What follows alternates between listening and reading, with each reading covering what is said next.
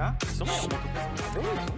Il était le président de la République le plus titré de l'histoire du sport français. C'est lui, souvenez-vous, qui avait remis la première Coupe du Monde de football à la France en 1998.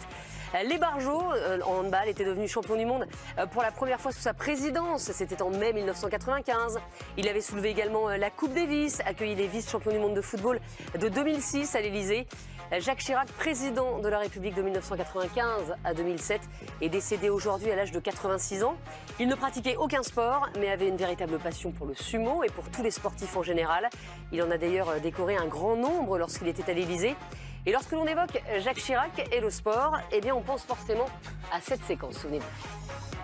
De leur tristesse après le décès de Jacques Chirac sur les réseaux sociaux, notamment Didier Deschamps, sélectionneur de l'équipe de France et capitaine bien sûr en 1998. J'ai eu l'immense privilège en tant que capitaine de recevoir de ses mains la Coupe du Monde. Je me souviens de son bonheur éclatant après le match dans notre vestiaire, mais aussi et surtout du soutien constant qu'il avait témoigné à l'ensemble de l'équipe de France. J'ai éprouvé beaucoup de considération pour le chef de l'État et pour l'homme qu'il était. Beaucoup de témoignages de sportifs donc après le décès de Jacques Chirac.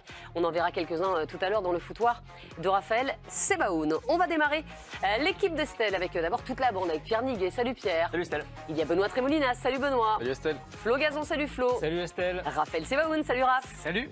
Raphaël à la pointe de l'actualité. Oh oui, je l'ai mis ce matin, alors voilà, une intuition. Mais sans le savoir quoi. Sans le savoir. Le Nadine Morano de l'équipe l'équipe demain. Mettez surtout pas un t-shirt à mon effigie, hein, merci. Promis. Karine Galli, salut Karine. Salut Estelle. Et Dave Apadou, salut Dave. Bonsoir. À la une de l'équipe d'Estelle ce soir, la chute du Paris Saint-Germain, battu au Parc 2-0 face à Reims hier. Est-ce un simple accident ou un vrai problème? Tourelle est-il fragilisé par cette défaite? 5e match consécutif sans victoire pour Lyon, qui a fait match nul 2 partout à Brest. Peut-on déjà parler de crise à l'OL? Et faut-il donner du temps à Silvino? Vous retrouverez bien sûr le baromètre de la Ligue 1 avec les tops et les flops de cette 7e journée. Enfin, Antoine Comboiré, pressenti pour remplacer Ghislain Printemps. Serait-ce l'entraîneur idéal pour les Verts? On va en débattre avec toute la bande. Mais avant cela, place à la première du jour. Et cette première, c'est celle d'Alphonse Areola avec le Real Madrid. Le gardien français était titulaire hier face à Osasuna. Et ça s'est très bien passé, Raphaël. Ça s'est bien passé. Il n'a pas encaissé de but lors de la victoire 2-0 du Real Madrid. On vous a sélectionné 2 de ses interventions. Tout d'abord à la 34e minute, la bonne sortie aérienne. Il arrive à récupérer le ballon de la main ou encore cette occasion. Il n'a pas hésité à sortir dans les pieds de son adversaire à la 45e minute. La bonne intervention d'Alphonse Areola qui a fait un très bon match hier avec le Real Madrid pour sa grande première. Et hier, Zinedine Zidane, l'entraîneur du Real, était très content du gardien français. Écoutez. Mais ce soir, il a montré justement que vous pouvez compter sur lui. Et ça, c'est le plus important pour moi. Le reste, après, les matchs, les choses, on verra. Mais ce qui était bien, moi, ce que j'ai aimé, c'est qu'il a été dynamique. Bien sûr qu'il y a eu des gestes, mais il a été dynamique, il a été communicatif, il a été vraiment dans son match du début jusqu'à la fin, même quand il s'est fait un petit peu mal. Et ça c'est top pour tout le monde. Voilà, ça veut dire que lui aussi il est prêt comme ceux qui ont joué ce soir. Alors Alphonse Areola, titulaire hier avec le Real, peut-il devenir numéro 1 du Real Madrid? Sociedad, oui, mais pas Madrid. Carte de Real. Oui, j'avais compris. Non, mais je précise que ma mère regarde, elle connaît moins de foot. Ah oui, non, votre mère ne comprendra pas. Trop tôt pour en parler, Benoît Trémolinas. Non, tout simplement, Voilà, pour Pierre Niguet, très bien. Éternel espoir, Dave Apadou. Équipe remaniée, première réussie. Ça veut dire que c'était une équipe remaniée. C'est les remplaçants qui ont joué hier. Non, oui, merci. Voilà. Et donc, C'est très informatif. et Raphaël Sebaoun, Ça n'avait pas l'air clair. éternel espoir. Et pourquoi pas?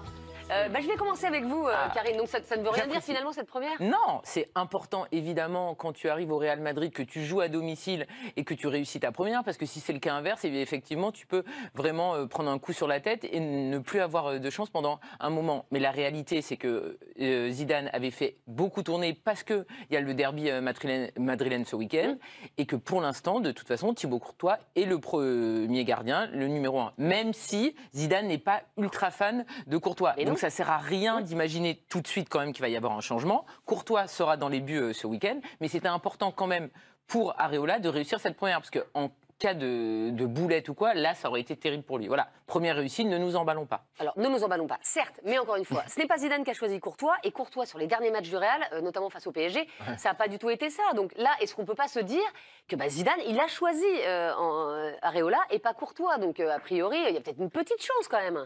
Je crois pas que Zidane ait complètement la main là-dessus, parce que son choix, c'est Navas. À la limite, Il a pris 2 buts, Navas, hier. Ah, donc il a bien fait. Non, le gardien qui aime beaucoup Zidane et celui avec qui il a conquis les 3 Ligues des Champions d'affilée, c'est Keylor Navas. Or, quand il est parti, le Real, enfin Florentino Pérez en a profité pour faire venir Courtois, labellisé meilleur gardien de la Coupe du Monde. Il aime beaucoup ça, Florentino Pérez. Il fait ses emplettes lors du Mondial, James Rodriguez, on se souvient, et Thibaut Courtois. Et quand Zidane est revenu, il a laissé Courtois. Parce que c'est un investissement à 35 millions. C'est un investissement à 35 millions, ça pèse, Mais là, ça il compte. a été un peu rentabilisé quand même. Comment ça, il a été Il a déjà joué 1 an et demi. C'est bon, quoi. Ça va alors. C'est bon, on peut le mettre à la carte. envoyer, du coup. Non, en fait, moi, évidemment, c'est très bien qu'il ait réussi. D'ailleurs, on a vu, il a quand même pas été sollicité. En face, c'était Osasuna. Non, c'est vrai. Oui, c'est un promu de Liga. Le Real à domicile contre Osasuna, ça va. Il n'a pas essuyé un tir Qui de a trouvé barrage. ce thème en fait? Non mais je pose la question à C'est celle nous, ce matin. Voilà. Bon, il n'a Mais pas vous pris en de a- but, alors c'est bon Mais là. besoin d'un petit thème. Et donc on s'est dit, tiens, c'est parfait. Et d'ailleurs, belle revue de presse, Raphaël. En tout cas, en Espagne, Non, mais- on a apprécié la prestation d'Areola. Oui, quand on lit un petit peu la presse espagnole, ce matin, je vous lis quelques petits extraits de ce qu'on a pu lire Régale-nous. sur Marca, sur As.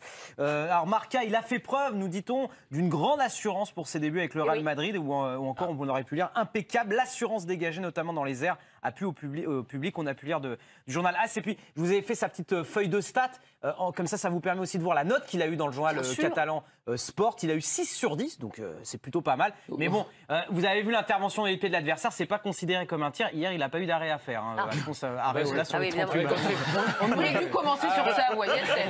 Sinon, on aurait fini le débat. En fait, j'avais demandé à Raphaël de mettre le plus tard possible. Là, c'était bien un peu Et trop. surtout, il faut rétablir. 38 ballons touchés, tout de même, Il c'est faut énorme. rétablir une Ah toute ouais. petite vérité Génial. quand on dit que Zidane l'a choisi. Oui. Zidane l'a pas choisi le 1er juillet. Zidane l'a choisi le 30 août en réaction au départ de Keylor Navas au Paris Saint-Germain. Ce qui ne veut pas dire qu'il n'a pas confiance en Areola, ce qui veut dire que c'est un gardien, enfin un joueur de l'effectif qui est un joueur de complément. Et je veux bien que Thibaut Courtois soit dans une phase un petit peu compliquée. On l'a vu contre le Paris Saint-Germain en Ligue des Champions. Enfin, je me souviens des débats sur ce plateau il y a 6 mois ou 1 an en disant que Courtois était peut-être le meilleur gardien du monde. Donc, On a le droit très de changer. franchement, Thibaut Courtois, on a le droit de changer Oui, lui toujours. aussi, mais il n'a pas tout Les perdu choses en bougent, quelques Pierre, matchs, tu sais. Thibaut Courtois. Il est un peu perdu Donc, quand son même. Jérôme concurrent- Alonso, excusez-moi, Non, qui a quand même été D'accord. gardien, nous dit à chaque émission que c'est plus le même. Quoi. Et est-ce Et que c'est une depuis la raison Coupe pour du autant Monde, il pour le est mettre moins bon. sur le banc de touche au profit d'Areola? Areola, il a eu sa chance au Paris Saint-Germain. Il a quand même rarement eu la concurrence, il a rarement dépassé la concurrence avec Buffon, avec Trapp ou encore avec d'autres gardiens de but. Voilà, très franchement, si déjà il a du temps de jeu et qu'il cumule 20 ou 25 matchs cette saison, il fera l'Euro 2020 qui est clairement l'objectif d'Areola. Ils sont assez durs, Benoît. Est-ce que vous allez être plus clément? Est-ce que vous allez donner sa chance à Alphonse Areola? Estelle, on va pas s'enflammer. Alphonse Areola a fait un très bon match hier soir. Ok, il n'a pas non plus été grandement sollicité. On va pas s'enflammer, on va pas se poser la question de là, se dire est-ce qu'il va commencer à concurrencer Courtois. Courtois, c'est un choix politique du Real Madrid. Courtois a été voulu par Florentino Pérez. S'il avait eu le choix à Zinedine Zidane, il aurait préféré garder Navas plutôt que Courtois. Ou même que Derrea arrive, parce que c'était le cas Exactement. il y a 2 Après, ans. de là à dire, où là je suis pas d'accord avec Jérôme, de là à dire que ce n'est plus le même, non. Il a un début de saison poussif, je suis d'accord. J'ai vu le match contre Levante avant le Paris Saint-Germain. Il a eu plusieurs arrêts décisifs. Il les sauve, hein. C'est lui qui Et c'est sauve grâce la à lui victoire. que le Real Madrid gagne ce match. Donc, on va pas s'enflammer pour Areola. On attend de voir sur la durée ce qu'il est capable de faire. Et si Courtois est un petit peu moins performant, à ce moment-là, on pourra commencer à débattre. Et Mais puis, est-ce qu'on peut penser qu'il va jouer quand même pas mal de matchs? C'est-à-dire qu'au départ, on s'est tous dit, tiens, c'est pas un très bon choix de partir au Real, il va perdre sa place à l'Euro. Mais finalement, on se dit que si Zidane commence à faire tourner, il va avoir peut-être une petite vingtaine de matchs. oui, quand mais même à ça, la fin de il la l'a saison. dit, Pierre. Et c'était prévu quand même aussi dans le deal, parce que vu que Alphonse Areola veut faire l'Euro, il sait très bien qu'il ne doit pas faire banquette pendant toute la saison. Et vu la saison du Real Madrid qui est logiquement longue, que ça soit en Liga, en Ligue des Champions et dans les coupes nationales, tu auras forcément du temps de jeu. Après, il y a aussi le paramètre des hommes forts. Un homme comme Ramos, qui est évidemment capitaine et en plus, donc juste devant le gardien de but en tant que défenseur central, il aura son mot à dire, il a son ressenti aussi par rapport à Courtois et Areola. Donc, c'est pas que Zidane, c'est aussi son effectif, son groupe qui Non, mais l'écoute. surtout, je pense que, excuse-moi Estelle, mais je pense que surtout Areola a bien fait de venir en numéro 2 au Real Madrid parce que quand même Zinedine Zidane est un adepte du turnover. Donc il aura sans doute ses 20-25 matchs pour participer à l'Euro. En tout cas, le Real a gagné 2-0. Hier, Raphaël, on va revoir les buts quand même. Oui, et préciser, comme l'a dit Karine, que tout le monde n'était pas là, tous les cadres n'étaient pas là du côté du Real. Benzema était sur le banc. Eh bien, aux autres de briller, comme Vinicius Junior à la 36e minute pour l'ouverture du score. On va la revoir au ralenti, belle frappe. Et puis Rodrigo, une recrue du Real. Regardez, le contrôle, 72e minute. Et il enchaîne, il frappe, facile. 2 jolis buts inscrits par le Real Madrid, donc par Vinicius Junior et par Et les Rodrigo. larmes de Vinicius. Hein. Il a eu des temps un petit peu compliqués. Ah, Il a jouer un peu avec lâché la Areola, pression. quand même, t'imagines, c'est une émotion. Son futur numéro 1. Allez, dans un instant, on parle de la 7e journée de Ligue 1 et de la chute du Paris Saint-Germain au Parc des Princes. Défaite 2-0 face à Reims. Mais avant cela, le meilleur du sport de ces dernières 24 heures, c'est le zapping.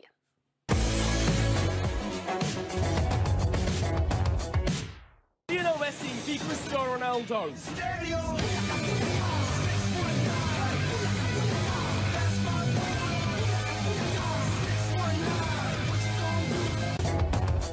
Nadji qui va retrouver Langaro qui a fait son retour. Tom Pelayo qui va sans doute tenter sa chance. Oh, le kung-fu! Magnifique le kung-fu entre Tom Pelayo et Cornel Nadji. Sinon, depuis lundi à Paris, c'est la Fashion Week et c'est défilé dans des lieux insolites. Ici, c'est le cours Simone Mathieu à Roland-Garros. Si, on vous promet, c'est le même endroit.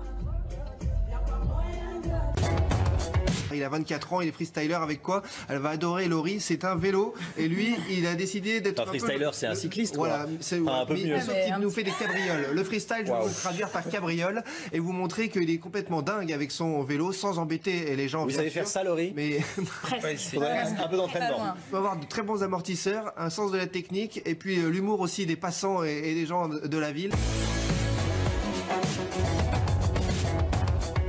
Allez, dans un instant, la 7e journée de Ligue 1 avec la contre-performance de Lyon qui a fait match nul de partout à Brest. Est-ce que c'est déjà la crise à Lyon? On parlera également du Paris Saint-Germain qui a perdu hier face à Reims au Parc des Princes. Est-ce que Tourelle est fragilisé? Est-ce que c'est un simple accident? On parlera du bazar à Saint-Etienne. Également, il y aura plein de choses avec le baromètre également de la Ligue 1. Les tops et les flops, ce sera juste après cette courte pause. À tout de suite.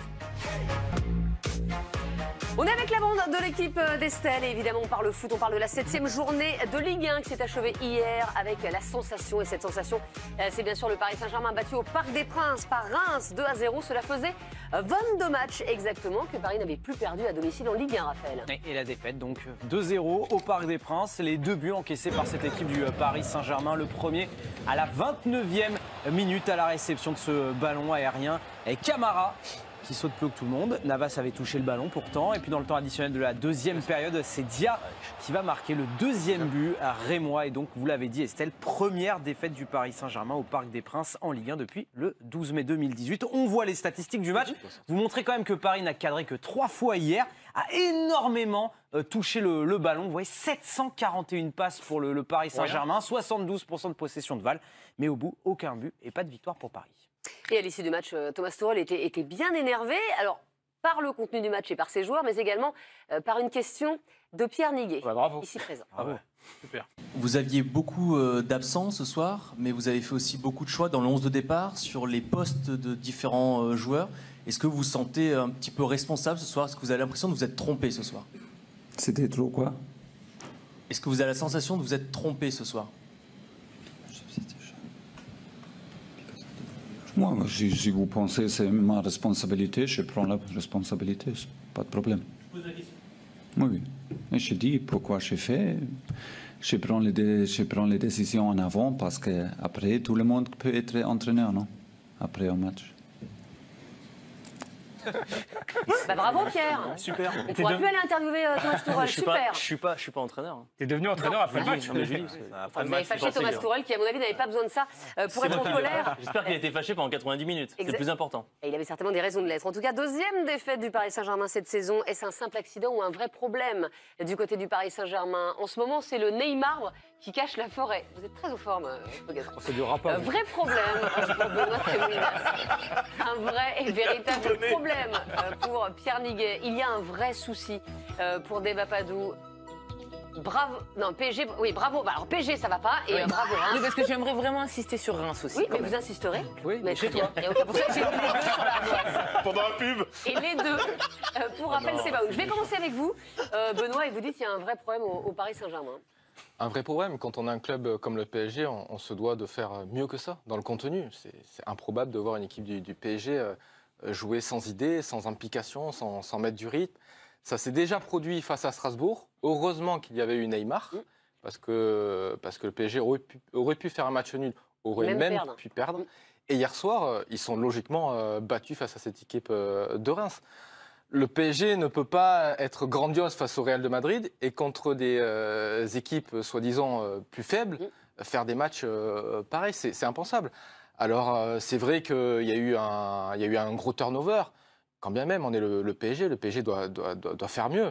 Après, ce qui m'a un petit peu énervé, c'est de voir Juan Bernat jouer dans ce milieu à 3. Là, je dis à Tuchel, pourquoi faire ça? Bernat, c'est un latéral gauche. On ne met pas un latéral gauche dans un milieu à 3. À la limite, tu le mets milieu couloir un peu plus haut, mais pas dans un milieu à 3. Il met latéral droit, un jeune joueur du PSG. Alors qu'il y a Meunier sur le banc. Il n'est même pas floqué son maillot. Qui n'a jamais joué à ce poste, alors que Meunier... alors que Meunier n'a pas non plus fait énormément de matchs. Les joueurs doivent se responsabiliser, mais le coach aussi doit faire beaucoup mieux. Alors on s'est finalement enthousiasmé sur Neymar sur les 2 derniers matchs en disant qu'il avait marqué 2 buts superbes pour le Paris Saint-Germain. Mais finalement, s'il n'y avait pas eu Neymar sur les 2 derniers matchs, le PSG aurait 4 points en moins et le PSG serait 8e avec 11 points. Est-ce que ce n'était pas un peu, effectivement, mais comme l'a dit Flo, l'arbre qui cache la forêt? C'est-à-dire qu'on s'est focalisé sur Neymar et on ne s'est pas focalisé sur le jeu du PSG. Moi, je pense que celui qui cache la forêt, c'est le Real Madrid, le match contre le Real et l'arbre qui cache. C'est un trompe-l'œil. Parce que finalement... C'est un vrai problème. Pourquoi? C'est pas un simple accident. Soit un simple accident, on a le droit d'avoir des accidents. Mais le fond de jeu du Paris Saint-Germain depuis le début de la saison, on l'a vu contre quelle équipe? Depuis Manchester. La victoire contre Nîmes au Parc des Princes, contre Toulouse, la victoire contre Strasbourg, la défaite contre Rennes. Le match contre Lyon est plutôt bien maîtrisé, effectivement, mais c'est pas non plus un match flamboyant. Donc il y a une absence de fond de jeu déjà qui pose un vrai souci depuis plusieurs mois. Et puis hier, ce que j'ai vu au Parc des Princes, que j'avais rarement vu avec le Paris Saint-Germain, et Benoît l'a un peu dit, c'est l'absence d'intensité. Vous ne pouvez pas mettre aussi peu d'intensité dans un match. Alors Karine a raison d'insister sur la prestation de Reims qui a fait effectivement une très belle prestation. Mais l'intensité mise par les joueurs du Paris Saint-Germain, tant bien même c'est des joueurs de l'équipe B ou de l'équipe C, c'est inadmissible à un niveau de match de Ligue 1. C'est pour ça que c'est un véritable problème. À part le Real Madrid, on n'a pas vu encore le Paris Saint-Germain depuis début août. Et ça fait presque 2 mois. J'ai l'impression que les joueurs, tout simplement, choisissent leur match. Comment c'est possible de voir un tel écart entre le Real de Madrid et Strasbourg et Reims? Dites-moi. C'était pas la même équipe non plus. Oui, mais même si c'est une équipe B, il y a un turnover, il y a quand même Neymar, il y a quand même Herrera, il y a Sarabia, il y a Diallo, il y a Kipembe quand même. Mais quand vous êtes joueur, vous avez déjà choisi des matchs, vous, Benoît, franchement, et lever le pied à certains matchs? Inconsciemment, on y pense, par moment. La réponse est oui, donc. Bien sûr, on ne va pas se le cacher. Il n'a pas levé dans les saisons entières même. C'est sûr qu'avant les matchs de Champions League, inconsciemment, on y pense. On s'est dit un gros match de Champions League. Oui, après, en plus. On va baisser un petit peu de pied. Comme je vous l'ai dit la dernière fois, la Champions League, il y a la musique, c'est le Real de Madrid, donc on fait plus. Mais quand bien même, le PSG doit faire un minimum. Juste Raphaël, on va voir un peu les chiffres qui font peur du côté du Paris Saint-Germain pour justement étayer la thèse que ce n'est pas forcément un simple accident. Oui, concernant des séries et le Paris Saint-Germain. Et puis ce chiffre, c'est le 7e match perdu sur l'année civile 2019 par le Paris Saint-Germain. C'est le pire total depuis 2011, rendez-vous compte. Ça fait quasiment 8 ans que ça n'était pas arrivé au Paris Saint-Germain. C'est la première défaite, vous l'avez dit Estelle, à domicile du Paris Saint-Germain depuis le 12 mai 2018. C'était face à Rennes. Paris était déjà champion de France à l'époque. Donc fin de 22 matchs invaincus au Parc des Princes et 0 but inscrit hier par le Paris Saint-Germain. C'est une première depuis 44 rencontres du PSG en Ligue 1. Mais ce qui est dingue en plus, je trouve, c'est que Thomas Tuchel s'agace. Mais enfin, ce qui est quand même fou, c'est que depuis l'élimination contre Manchester, le PSG globalement a été extrêmement décevant. Lui, dans sa communication, il était parfois perdu, parfois il fallait sauver le soldat Neymar. Donc sa communication, elle fait débat et ses choix aussi. Et il a été quand même très peu critiqué globalement. Et là, tu poses une question qui paraît quand même évidente parce que tu fais énormément tourner, tu fais jouer des joueurs qui ne sont pas à leur poste. Kurzawa, c'est un exemple, malheureusement ça tombe sur lui, mais tu l'as titulaire contre Strasbourg, il est déjà pas bon. Là, tu le remets, il est encore pas bon. Tu peux demander quand même à Thomas Tuchel s'il pense qu'il s'est planté. Enfin, Vieira, il prend le bouillon en deuxième période contre Monaco. Il le dit de lui-même qu'il s'est planté dans les changements. Ça ne veut pas dire que Tuchel est un âne et Vieira un génie, mais je veux dire, c'est une question qui est légitime quand tu vois la prestation, quand tu vois la compo, quand tu vois les changements. Et là, il prend la mouche. C'est quand même dingue. Alors que, honnêtement, comme tu dis, depuis Manchester, globalement, le PSG nous a plus déçus, même dans le contenu. Il y a le Real Madrid et c'est une victoire aboutie de A à Z, on ne l'enlève pas. Mais sur tout le reste, Tuchel, il est forcément critiquable. Et ça ne veut pas dire qu'il faut qu'il soit viré demain. Ça aurait été tout à son honneur. Je pense, mais je ne suis pas conseiller en communication, qu'à la fin de la rencontre, ils disent voilà, Bernat au milieu de terrain, Sarabia en neuf, bon, il n'avait pas le choix avec la blessure de Choupo-Moting, Mbesso latéral droit, je me suis trompé, voilà, c'est pas pour les aider, c'est pour moi. En plus, comme ça, tu dédouanes tes joueurs, tu les protèges, tu envoies un signal à l'interne. Bon, là, peut-être que la question est arrivée trop tôt en conf, peut-être qu'il l'aurait fait lui-même, je ne sais pas, mais en tout cas... C'est peut-être pas le dire en français aussi. Mais concrètement, est-ce qu'il est fragilisé pour vous, Thomas Tuchel, Devapadou, par cette défaite, par cette deuxième défaite, quoi? Il doit ressentir une pression supplémentaire par rapport à la saison dernière. La saison dernière, il y a une sorte d'état de grâce. c'est le choix de l'émir. Il était là hier. Il a dû se régaler. Hein. Oui, mais il était là aussi face au Real, donc bon, voilà, donc, il a vu deux facettes du PSG. C'est une fois sur deux. Il y avait son opération charme, sa communication qui avait séduit vraiment, donc il y avait une sorte comme ça de grâce qu'il avait accompagnée. Là maintenant, il sait que Leonardo l'attend au coin du bois, que c'est pas forcément sa tasse de thé. Il le sait ça, et on voit bien qu'il est beaucoup plus nerveux. On voit bien qu'il sent que son sort et la marge de manœuvre elle est un peu moins grande. C'est-à-dire qu'évidemment, il pourra pas multiplier les contre-performances. Moi, ce qui m'embête, c'est que contre le Real, on a vu un peu le champ des possibles. Le problème, c'est que le champ des possibles, il devient un peu aléatoire à partir du moment où ton niveau minimum, il n'est pas garanti. Et il y a eu beaucoup d'absents hier quand même. Oui, mais on l'a suffisamment dit. C'est-à-dire que ce n'est pas un incident isolé dans la saison. C'est même pas un incident isolé dans l'année. Moi, je pense que depuis Manchester, le niveau plonge. Alors, on a longtemps mis ça sur le côté décompression post-Manchester parce que la saison était finie, etc. Bon, moyennant quoi, ils ont quand même perdu la finale de Coupe de France. La défaite à Lille, la défaite 5-1 à Lille. Voilà, et depuis, ils n'ont pas réenclenché. Ce qui m'embête... Si, il y a la victoire contre le Real quand même. C'est ce que je dis. C'est ce que je dis, c'est que le problème de ce type de victoire dans un océan, pas de misère, mais on va dire, d'une sorte de médiocrité en termes de fond de jeu, le problème, c'est que ça le rend aléatoire. Parce que du coup, on ne sait pas sur quoi s'appuyer. Et le propre des grandes équipes, c'est que le niveau plancher, le niveau minimum, il est élevé, très élevé. Et ensuite, ils peuvent aller encore plus haut. Là, Paris, c'est un peu le yo-yo. Et je pense que du coup, ça crée une incertitude sur que vaut vraiment cette équipe. Là où le Real Madrid, ça aurait dû être une sorte de victoire socle, là, d'un seul coup, ça apparaît un petit peu comme une oasis dans le désert. Ça me pose un problème et ça m'inquiète. Et ça m'inquiète parce que c'est en baisse continue depuis maintenant plusieurs mois, on l'a dit. Et c'est en baisse depuis l'année dernière. Raphaël, vous avez fait le comparatif sur les 2 saisons. Oui, sur les 7 premières journées de Ligue 1. Parce que c'est vrai que quand Thomas Tuchel est arrivé, on a vu un PSG qui marquait un nombre incalculable de buts. 24 après 7 journées la saison passée. Où Ekla, il y en a 2 fois moins. Donc il y a moins de buts, tout simplement. Peut-être d'inspiration offensive. Et vous voyez que l'année dernière, le PSG avait gagné tous ses matchs. Avait déjà 21 points. Avait 8 points d'avance sur le deuxième. Aujourd'hui, à égalité de points. Et seulement 15 points pour le Paris Saint-Germain. On n'assiste pas du tout au même début de saison que l'année dernière. Il a plus de force vive aussi au coup d'envoi l'année dernière. Que cette année, c'est vrai où il multiplie les... Et petite précision, Raphaël, il y a 2 saisons, le Paris Saint-Germain avait perdu 2 matchs après 7 journées. Eh bien, Paris n'avait pas été champion de France, c'était Monaco qui avait gagné le... Donc arrangé. Ce sera pas le cas cette année. Attention. Attention au score.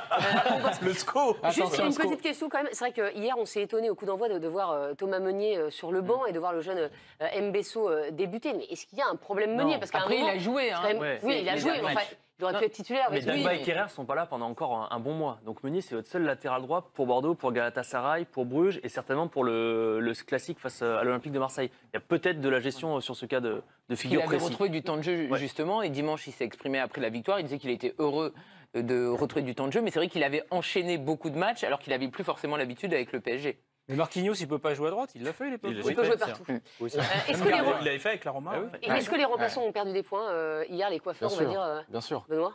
Je pense aux petits jeunes, je ne pense pas qu'on va le revoir malheureusement.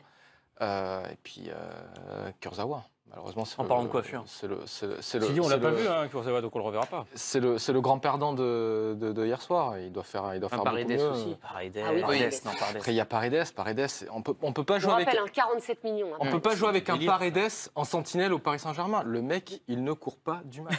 Il ne court pas. Il se contente juste de faire des passes en arrière, un petit peu en avant, un petit peu entre les lignes pour casser quelques lignes. Il y a eu 3 sur 10 dans le journal de l'équipe. Pour dire que j'ai fait quelques passes. C'est beaucoup, 3. Mais on peut pas se contenter, on peut pas mettre Paredes en sentinelle au Paris Saint-Germain parce qu'il ne court pas. Et vous avez vu 7 ballons perdus dans une zone. Alors, en général, quand vous jouez sentinelle, quand vous jouez devant la défense, 2-3 ballons, c'est un bon match pour un milieu de terrain défensif. Mais je comprends pas, même pour le joueur, on a quand même une certaine fierté, même si on sait que le club ne compte pas forcément sur vous. Il est peut-être à son max, que je dis. Non, c'était en sélection d'Argentine, il est quand même quasiment un titulaire de la Ligue Céleste. Voilà, il est complètement différent. Il court, il propose, il donne, il redonne. Le climat. C'est le Depay du PSG. Non, mais là, il propose rien, il fait rien. C'est rassurant. Si, hein, bon côté. Il y a une marge, quoi. Oui. Non, mais c'est rassurant finalement sur le niveau de la Ligue 1. C'est-à-dire que tu peux pas proposer un match comme ça et t'en sortir.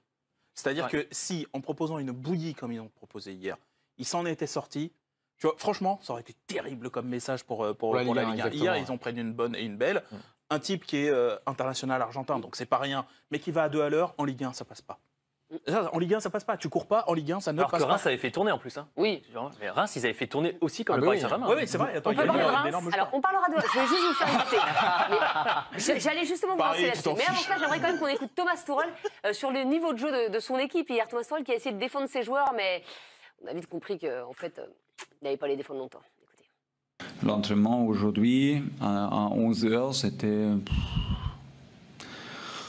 pas avec le même concentration que normal, mais voilà, c'est aussi normal. Et oui, on a donné des occasions pour des joueurs.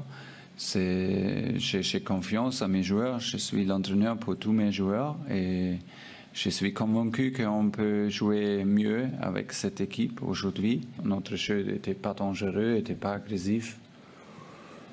Et oui, il y a beaucoup de raisons et on a perdu. Oui, peut-être quelquefois c'est nécessaire pour comprendre que c'est jamais facile. Donc à 11h, ils ne sont pas l'équipe et 10 heures après, il n'a pas réagi. Donc le mec, il est encore plus long que Paredes en fait.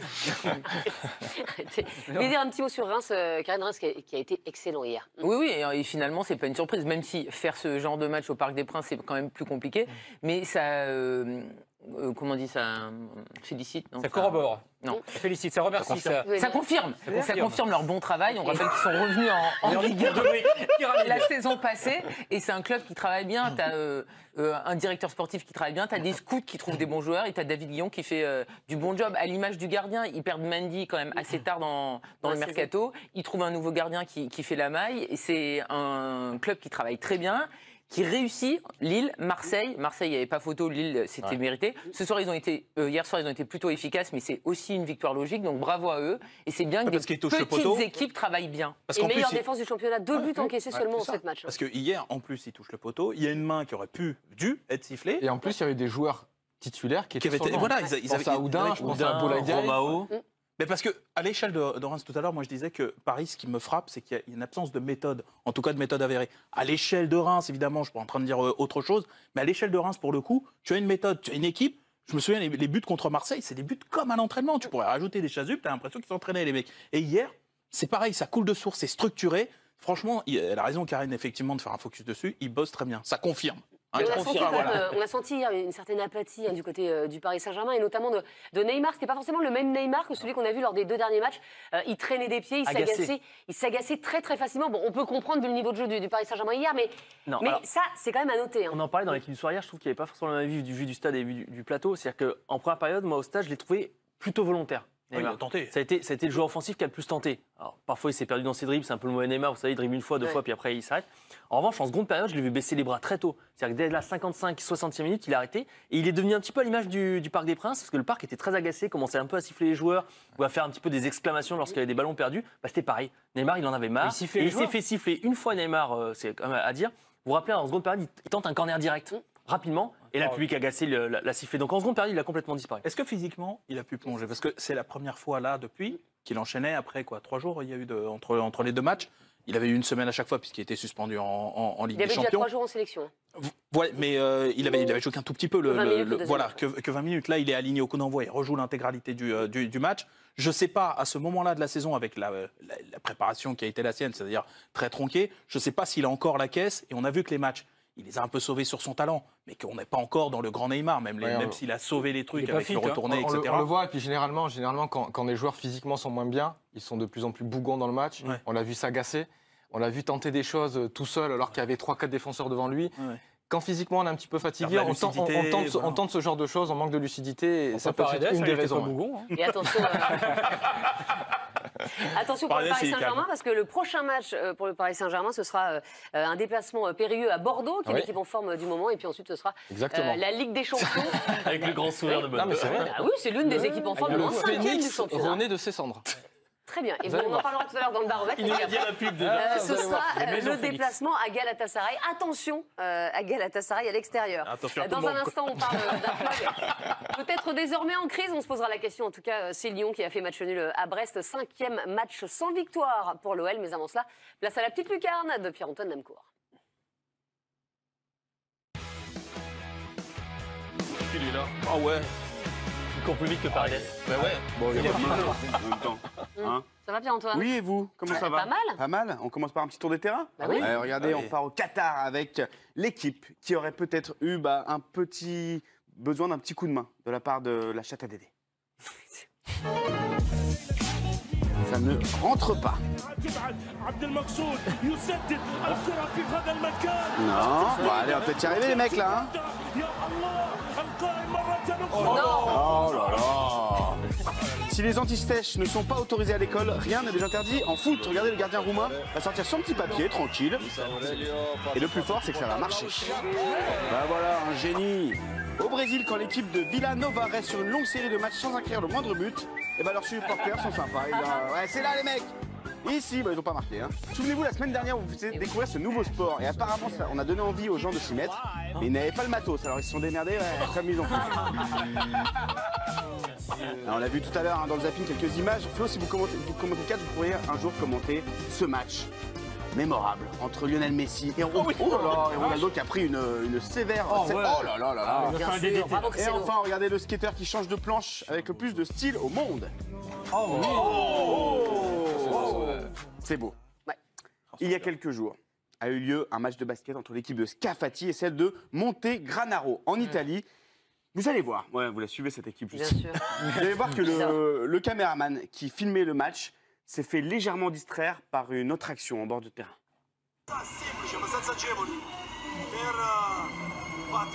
Hop. Et le réalisateur n'était pas content du coup. Mon Dieu, Didier, qu'est-ce que tu fais là avec la 8? Remonte la caméra sur le match et enlève la main de ton slip. Dis donc, tu me feras un petit ralenti pendant la pub quand même. Ah voilà. C'est génial. Mais il a craqué. Bah, je sais pas, il a cru qu'il était avec son caméscope maison quoi. Il a bon, ok, salut les filles. Vous le savez. Ah, sa femme, elle a dû être contente. Peut-être qu'il est célibataire. Peut-être que c'était sa femme. Peut-être que c'est une femme qui filmait, on sait pas. Peut-être que c'était sa femme. Il y en avait deux dans tous les cas, donc ça peut pas être les deux, Albion. Bon, enfin bref. Avec Karine, la chronique peut durer 20 minutes.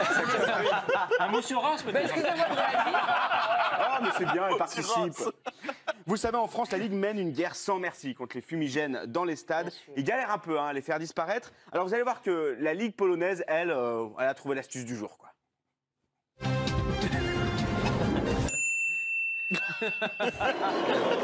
Les mecs sont pas fait chier. Allez, on envoie le canon en haut et on éteint tout ça. Allez hop. Voilà, terminé. Vous n'allez pas revenir deux fois avec vos fumigènes. Merci. C'est pas mal. C'est malin. C'est malin, c'est un peu violent quand même. Le canon à eau. Hein, C'est pas très écolo. de près et en plus. Voilà. C'est efficace. C'est efficace. Enfin, quoi qu'on sait pas, là, ça s'éteignait pas. Ouais. Ok. Enchaînez. J'enchaîne justement sur Karine. Aujourd'hui, c'est l'heure du top titre. Ah, super. Et comme la semaine dernière, je sais que vous avez eu un peu de mal à choper les bons mots. On va s'échauffer, rien que pour vous, avec un top titre spécial Karine. C'est le top titre pour les nuls. Et on commence, regardez, avec du tout simple. Vous l'avez. Koulibaly, l'envol du Canari, vous l'avez là. Oh, ça va être long. À part qu'il joue à Nantes, je vois pas le Voilà, rapport. regardez les dogs sans mordant. Les dogs, les chiens. Et regardez, comité d'écueil pour Silvino. c'est plus Au lieu du comité d'accueil. Ah. J'étais sur écureuil. Eh oui, moi aussi. Mais pourquoi les écureuils? On ne sait pas. Ça y est, c'est bon, on est prêts. Eh ben, on va y aller. Allez, c'est parti. Le top titre, le meilleur de la semaine.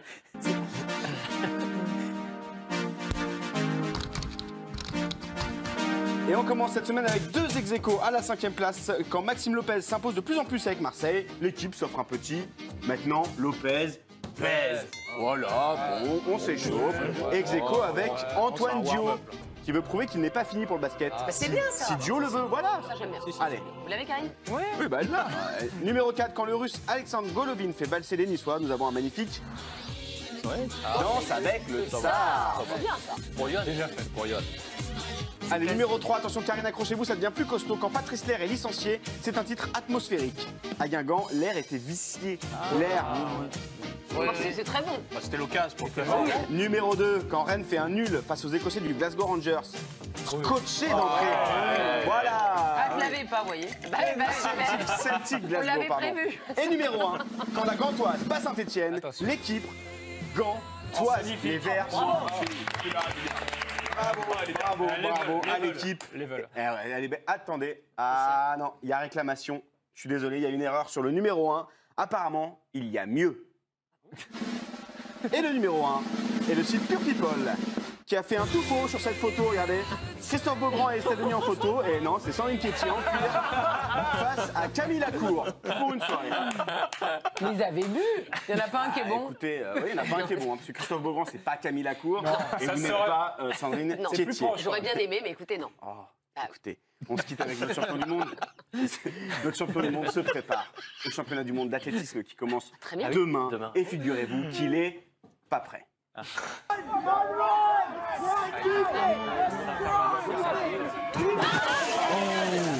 Ça, j'aime pas. Il a quand même gagné la course. Ah bon Voilà. Quoi Et après, ils ont fait quoi les autres? Ça serait pas être très fort derrière. Non, ça allait pas très fort. Ouais, non. Allez, Ah, bon, bah, pas lundi. les championnats du monde, quoi. Mais oui, à lundi. Salut. Et bon week-end. Bye, ciao. Hein, bon. Lundi, la petite lucarne, 18h10, bien sûr. Pierre-Antoine Namcourt. Et demain, ce sera le best-of. Donc, dans l'émission. Dans un instant, on revient sur la contre-performance de Lyon. 5e match sans victoire pour les Lyonnais. Faut-il laisser du temps à Silvino et peut-on parler de crise à Lyon? Il y aura le baromètre de la Ligue 1, les tops et les flops de la 7e journée. Et puis, on parlera du bazar à Saint-Etienne. Rien ne va plus chez les Verts. À tout de suite.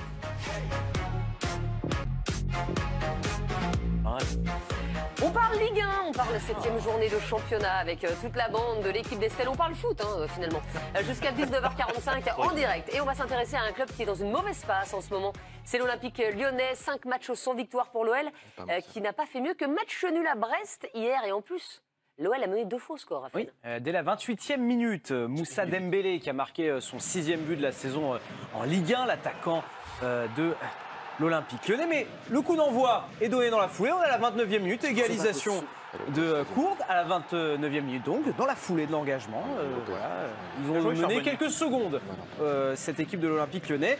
Cornet va redonner l'avantage à la 69e minute à l'Olympique Lyonnais. 2-1, égalisation et doublé pour Courte à la 85e minute. Donc, toujours pas de victoire en 5 matchs pour cette équipe de l'OL. Les statistiques, Raphaël, du match? Les statistiques du match, il n'y en a pas. Eh ben, ne les faites pas. Ah d'accord. Ça m'étonne. Écoutez... Alors, vous savez ce que je vais faire? Vous voulez les chiffres qui... Bah, c'est ceux-là, non? Les chiffres Oui, qui voilà. font peur? Oui, c'est ça. Enfin, je ne sais pas ce que je voulais, mais puisque vous les avez, prenez-les. Et si vous voulez, avec grand plaisir. C'est les fluide chiffres comme le qui jeu de font l'OL, peur. dis donc. On dirait Paredes qui en a. Lyon, donc, 7e de Ligue 1, c'est son plus mauvais départ après 7 journées depuis la saison 2010-2011. Alors Lyon qui n'a, on l'a dit, remporté aucun de ses 5 derniers matchs de Ligue 1, et Lyon qui a encaissé exactement 2 buts lors de 7 de ses 11 derniers déplacements en Ligue 1. C'est beaucoup. Alors, peut-on déjà parler de crise à l'OL? Montrez-moi vos réponses. Olas est en PLS, prochain licenciement de Silvino. Pour Flo Gazan, oui, début de crise. Pour Benoît Trémolinas, crise carrément écrit en gros. Pour Pierre Niguet, Olas a parlé, pas de réaction, donc oui. Pour Deva Padou, c'est la mouise, pas la crise. Très bien, Karine. Ouais. Et c'est la crise pour Raphaël. Sebaoun, je vais commencer avec vous. Deva Padou, c'est la crise. Déjà, 7e journée? 7e journée, mais là, 6 matchs d'affilée sans victoire. Toutes compétitions confondues. Toutes compétitions confondues. On parle de l'OL. On parle de l'OL qui, à l'échelle de la Ligue 1, est dimensionné pour être le seul, l'unique rival sur la durée du PSG. PSG, dont on a vu qu'il ne se portait pas comme un charme. Lyon, qui avait un peu annoncé la couleur en disant cette année, on va peut-être davantage les regarder droit dans les yeux et un peu plus que sur un match. Et voilà, et on a l'impression que derrière, ça n'a pas assumé. Ce qui me fait dire qu'il y a quelque chose qui est de l'ordre un tout petit peu de la crise. Alors, on n'est pas dans la crise absolue, mais on est quand même dans un début de crise assez prononcé. C'est que Olas a commencé à prendre la parole, alors qu'il avait décidé cette année d'être davantage en recul. Vas-y, Johnny, c'est à toi d'occuper cet espace-là, etc. Il a commencé à mettre un tout petit peu la pression. On a vu que ça n'a pas répondu. D'ici à ce qu'il descende vraiment dans l'arène et qu'il s'en occupe comme il sait bien le faire, parce que c'est aussi un de ses savoir-faire, c'est-à-dire de venir à chaque fois et de rebooster tout le monde et de remettre tout le monde à l'endroit, je pense que ça va pas tarder. Et s'il le fait, c'est que vraiment il commence à y avoir le feu, parce que là, Lyon est en train de massacrer une opportunité énorme, c'est quelque part d'être vraiment la première force concurrente du PSG. Sauf que le PSG est en difficulté. Voilà, une année où, à mon avis, il y a un coup à faire. Et là, ils sont déjà quasiment hors des clous. Donc, à mon avis, oui. Et on ne sent pas quelque chose qui est en train de progresser. C'est-à-dire que ce qui m'embête dans l'histoire, c'est qu'on a tous pointé ici et là les limites. On a l'impression que plus ça va, moins ça va du côté de Lyon.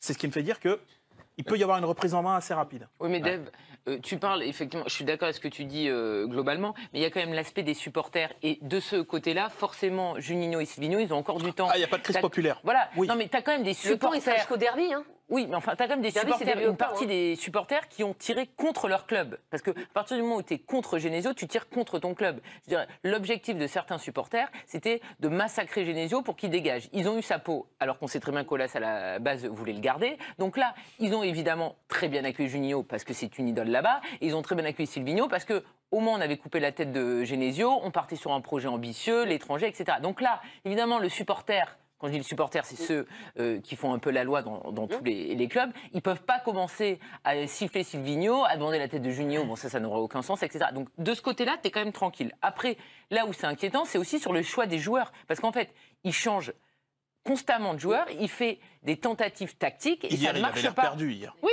mais je suis d'accord. Non, Mais sauf que pour l'instant, tu as encore un petit peu de temps parce que les supporters, tu les as pas contre toi. Et Aulas, évidemment, qui va intervenir, mais ça restera de la tambouille interne. Parce que tu as le paratonnerre Juninho. Bah oui, mais donc t'as quand même une crise sportive. Mais c'est déjà beaucoup parce que à partir du moment où il s'est passé ce qui s'est passé avec Genesio, tu peux pas refaire la même après cette journée. Alors on va voir comme ce qu'a déclaré hier Silvinho à l'issue du match nul face à Brest. Il a déclaré: les joueurs ont peur de mal faire sur le bord du terrain, je le sens, je le vois. Mon travail, c'est au contraire de leur dire: joue, sois tranquille, fais de ton mieux. Mais en football, il n'y a que la victoire qui donne confiance. Qui a-t-il peur aussi? Qui a-t-il peur? Parce là, on parle d'une incertitude de gouvernance des supporters. Mais si on parle de ballon un petit peu, ce que propose Lyon sur le terrain, j'ai rarement vu ça. Comme il y a des tâtonnements tactiques, il y a des tâtonnements sur les choix des joueurs. Terrier, hier, il a joué aux 3 postes offensifs. À gauche, au milieu, à droite. Aouar, on l'enlève du Zénith, on le met comme un prince contre Lyon, on le laisse sur le banc hier. Il y a une gestion des joueurs et une gestion tactique qui est aussi complètement invraisemblable. Les joueurs ont l'air de se perdre sur le terrain. Pourquoi ils ont peur, les joueurs? Mais parce que je me demande s'ils comprennent l'intégralité des consignes du staff. Heureusement que tu n'étais pas là en conférence de presse. Ils sont réchauffés pour Silvinho. Ils sont pas en confiance. Et ce qui m'inquiète le plus, c'est que j'ai l'impression que Silvinho, il n'arrive pas à trouver la solution. Il change de composition d'équipe, mais j'ai l'impression qu'il reste borné et bloqué sur sa philosophie de jeu. À mon avis, il doit plus s'adapter à un moment donné au jeu des joueurs qu'il a à disposition. Il ne peut pas se permettre de dire à des joueurs comme Dubois ou Koné de ne pas monter. Ce sont des contre-attaquants, des latéraux. Et aujourd'hui, on a besoin des latéraux pour amener des occasions, pour amener un peu de jeu. Et j'ai l'impression que Silvinho, il reste bloqué sur ça. Et on le voit, les joueurs n'ont pas confiance en eux. On voit aussi un Anthony Lopez aussi qui est moins décisif. On voit aussi juste hier, Anthony Lopez contre Paris, il est encore brillant. Je veux dire, ça fait 4 ans que c'est le meilleur joueur de l'OL, quasiment. Oui, mais hier, il est pas... Oui, non, hier, c'est un jour sans. Il n'est pas décisif sur le match. Aouar aussi n'est pas non plus à son meilleur niveau. On l'a vu face à Paris, il a été transparent. Donc je pense que Silvinho doit aussi faire des compromis, doit se remettre en question. Mais je pense qu'aussi les joueurs doivent aussi se remettre en question. Attention à ce qu'ils ne perdent pas aussi l'adhésion des joueurs. Parce que là, Aouar, c'est quand même un gros talent à l'échelle de Lyon. J'ai l'impression qu'il l'a un peu perdu, en tout cas. Après, attention, je ne suis pas en train de dire que Aouar, c'est la victime, etc. Je suis en train de dire, je ne sens plus l'adhésion d'Aouar. Attention, voilà, Dembélé qui est déjà dans la compréhension. Attention, le coup de paille de tout de suite, tiens, allez, la sanction et tout. Malgré tout, ça reste ton plus bel atout offensif, en tout cas celui potentiellement qui est le plus fort. Tu lui fais déjà le coup de un petit peu, vas-y, sanction et tout. Attention, Dubois, tout ça. Voilà. Andersen, qui est quand même la plus grosse recrue défensive de l'histoire de l'OL, qui certes a des difficultés ça va un peu mieux, sur le banc de touche au profit de Marcelo. C'est vrai, il y a une gestion, je n'ai pas été joueur comme Benoît, mais je trouve que la gestion, elle est un petit peu brutale, et l'acceptation de la part des joueurs lyonnais, ça va être la clé de la réussite de la saison. Concrètement, le principal fautif dans cette mini-crise, on va dire, c'est Silvinho, c'est les joueurs, c'est qui, Karine? C'est quand même, pour moi, c'est 50%. C'est jamais que l'entraîneur et jamais que les joueurs. Parce que l'entraîneur, effectivement, fait des choix qui ne sont pas payants. Contre Paris, il décide de mettre un système qui est très défensif pour rassurer une équipe qui est en manque de confiance. Et finalement, c'est exactement l'inverse, parce qu'elle est battue et en plus, elle joue contre son identité. Lyon ne peut pas abandonner le ballon comme ça, même si c'est le PSG contre à domicile, surtout que c'est un PSG très amoindri. Et après, tu as aussi les joueurs, parce que moi, je suis désolé, mais Dembélé, il est arrivé l'an dernier, il a été super sub, très bon, il est titulaire cette année, il passe un match sur le banc et c'est un drame, mais on redescend sur terre. Et en plus, en conférence de presse, il le défend en disant que Dembélé, il est dans l'axe et Depay jouera à gauche. Aouar, c'est pas que depuis le début de la saison qu'il est en Non, l'année difficulté. dernière aussi. Il a fait un Euro compliqué, après il a fini sur le banc pendant l'Euro, et il a été aussi en difficulté la saison passée sur plusieurs matchs. Il est étincelant contre Manchester City, etc. Oui, mais globalement, il n'a pas apporté tout ce qu'il aurait dû apporter. Donc les joueurs sont évidemment fautifs, les deux. Je suis d'accord. Voilà. Je veux dire, Non, mais je veux dire, lui, il doit créer les conditions. Alors, évidemment que les joueurs, il faut qu'ils y mettent du leur. Mais malgré tout, là où on pensait que, OK, la fin de l'ère Genesio, il fallait que ça se finisse, etc., pour tout un tas de raisons et tout, tu te disais peut-être que Silvinho va arriver, avec le paratonnerre Juninho, l'aura de Juninho, il va y avoir une espèce Il est novice, hein, Silvinho, faut pas oublier quand Eh même. ben hein. peut-être. Juninho. C'est Ah oui, peut-être mais- là. Oui, c'est vrai. Mais Il n'a c'est jamais entraîné c'est vrai que en c'est un- numéro 1. C'est vrai que c'est un métier, peu il y a le des Gislain codes, il y a Printemps des de Lyon, trucs. quoi. C'est Il y a- Lyon, quand même, hein. Il y a une distance, il a toujours été numéro 2, ce qui n'est pas tout le même rapport avec les joueurs. hein. On voit bien que le passage de numéro 2 à Regardez numéro Gislain Printemps. Mais Il a est-ce été que numéro est-ce 1. que c'est pas dans ces moments-là qu'on doit, je sais que c'est réclamé de plus en plus, qu'on doit entendre davantage Juninho, qui doit justement faire un petit peu paratonnerre, Il est pas en Chine, expliquer un il est petit pas peu en la Chine politique. avec On Genesio. sait, car il l'a dit, il a une cote de popularité énorme. On sait qu'en plus il connaît le foot, il serait capable d'expliciter un petit peu ce qui se passe en Il est très interne. bon en conférence Il de presse, pourrait il défendre parle Silvinho. français. Il pourrait peut-être, alors peut-être qu'il le fait, qu'on le sait pas, mais faire des entretiens individuels avec les joueurs. J'imagine quand même si Juninho parle à Aouar en tête-à-tête pendant une demi-heure, Il a ou à peut-être fait, Dembélé, Pierre. il est quand même capable de leur Il l'a tirer peut-être la fait, Pierre. quintessence des joueurs. Peut-être qu'il l'a fait, mais qu'il vienne nous l'expliquer qu'il l'ait fait. C'est ce genre de choses qu'on a Le peut-être savoir-faire, besoin faire savoir. de voir hein, et pour il faut comprendre. C'est une Et entreprise de communication. Je voulais qu'on regarde quand même une stat de Raphaël. C'est Lyon après 7 journées. Là, Lyon est loin au classement. Est-ce que c'est la première fois que ça arrive ces dernières Sur les années 5 dernières saisons, c'est la première fois qu'après cette journée, cette équipe de l'Olympique Lyonnais se retrouve dans la deuxième partie de tableau. Voilà, Lyon est 11e avec 8 points. Et même moins de 10 points, c'est la première fois depuis 5 saisons après 7 journées. Et puis quand on va un petit peu plus loin dans le détail, quand on prend le classement du championnat de France de Ligue 1 de la 3e à la 7e journée, eh bien vous vous rendez compte qu'en 5 matchs, Lyon n'a pris que 3 points et Lyon serait 17e du classement de Ligue 1. Ça ne va pas du tout, du côté de l'OL. Alors Lyon a disputé 8 matchs pour l'instant. Et là, je vous écoute tous. J'ai quand même l'impression que Silvinho, vous dites tous un petit peu que c'est une erreur de casting. En tout cas, ça y ressemble. Non, mais il lui faut du temps. Mais même lui, par exemple, et on parlait de l'histoire du langage et de la langue. Alors, il y a quand même beaucoup de nationalités au sein de l'Olympique Lyonnais. C'est pas que du français. Mais lui-même disait que c'était un vrai problème pour lui de transmettre ses indications. Et on le voit quand on est sur un match où il y a Lyon. Quand c'est un joueur français, c'est Cassapa qui fait la traduction. Donc déjà, tu vois, c'est pas la même chose. Quand c'est X qui te parle ou quand c'est la voix de X qui est retransmise par Y. Et là aussi où il y a une erreur, c'est une erreur de com. Le PSG, on l'a dit souvent, n'avait pas d'interlocuteur parce qu'il y avait un poste vacant et Leonardo n'était pas revenu. Là, aujourd'hui, tu as Jean-Michel Aulas qui ne parle plus parce qu'il a décidé. Tu as Juninho qui ne parle pas et tu as Silvinho qui ne peut pas s'exprimer en français. Juninho, il doit revenir, enfin, il doit venir sur le devant de la scène ou Jean-Michel Aulas doit revenir. Mais tu ne peux pas laisser du vide, surtout quand tu es en crise. Le PSG laissait ce vide-là et l'OL, jusqu'à présent, ne le laissait jamais. Parce que Aulas, il était toujours présent dans les médias pour être la voix et qu'on sache ce qui se passe. C'est aussi là-dessus que Lyon dominait ses rivaux. C'est-à-dire que ce match-là qui compte, hein, malgré tout, qui compte, ce match des coulisses, ce match des micros, ce match d'occuper l'espace, cette gestion de crise, cette capacité à mobiliser tes hommes devant le micro, devant le public. En fait, la seule vraie fausse note d'Olas, c'est cette mauvaise gestion du cas Genesio avec cette conférence de presse qui était exactement. Ça, c'est quand même énorme. C'est l'énorme raté. Peut-être que Aulas ne parle pas parce qu'il se dit je me suis trompé sur Juninho et que Juninho ne parle pas parce qu'il dit je me suis trompé sur Silvinho. Silvinho, alors. Personne ne parle. Il parle pas parce qu'il ne peut pas parler, Silvinho. Le 10e match, en fait, on avait dit que voilà, Silvinho serait jugé après 10 matchs. Le 10e match, ce sera face à Leipzig en Ligue des Champions et le 11e, ce sera le derby avant la fin. Ce sera jusqu'au derby. Il n'y aura rien ne va bouger jusqu'au derby. Le derby sera, à mon avis, une forme de juge de paix sur la si rien ne va, si Lyon ne gagne pas, Leipzig, c'est fort, hein. Franchement, le leader du Il y a la réception de Nantes qui va plutôt bien en ce moment. Regardez le calendrier, il est dur jusqu'à la prochaine trêve internationale. C'est 3 matchs, la réception Nantes, le déplacement à Leipzig, et vous l'avez dit, juste avant la trêve internationale, il y a ce derby face à Saint-Etienne. C'est un calendrier très difficile. Concrètement, si Lyon ne gagne pas, les 3 matchs, là c'est 3 matchs. En plus, la trêve est toujours un moment où on peut un peu réfléchir en interne, prendre des solutions. Je ne parle pas du tout de destitution de Silvinho, mais pour la suite de la saison de l'Olympique Lyonnais, pour basculer du bon côté en championnat et aussi en Ligue des Champions, parce que s'ils perdent à Leipzig, 1 point après 2 journées, ça devient compliqué. Là, en 10 jours, on aura clairement le tempo des 3 ou 4 prochains mois de l'Olympique Lyonnais. Quand on est joueur, Benoît, est-ce qu'on peut lâcher un entraîneur? Je ne dis pas que c'est ce qui se passe pour Silvinho, mais là, effectivement, le fait qu'il change sans arrêt de compo, etc., est-ce que les joueurs peuvent se lasser et donc le lâcher? Se lâcher, c'est un bien grand mot, mais se lasser, oui, sur le terrain. Et on commence à le voir un petit peu. On sent des joueurs lyonnais moins en confiance. Et on sait très bien que le premier visé, c'est l'entraîneur, pas les joueurs. Donc ça peut devenir très compliqué pour Silvino si sur les 3 prochains matchs, il n'y a pas de résultat. Et on rappelle donc le dernier match le prochain match de Lyon, ce sera la réception de Nantes qui va bien. Raphaël l'a rappelé, Nantes qui a battu Rennes hier. On en parlera certainement dans le baromètre. Le baromètre, ce sera justement dans un instant, les tops et les flops de la Ligue 1 ce week-end. Mais avant cela, toutes les infos foot du jour, c'est le foutoir.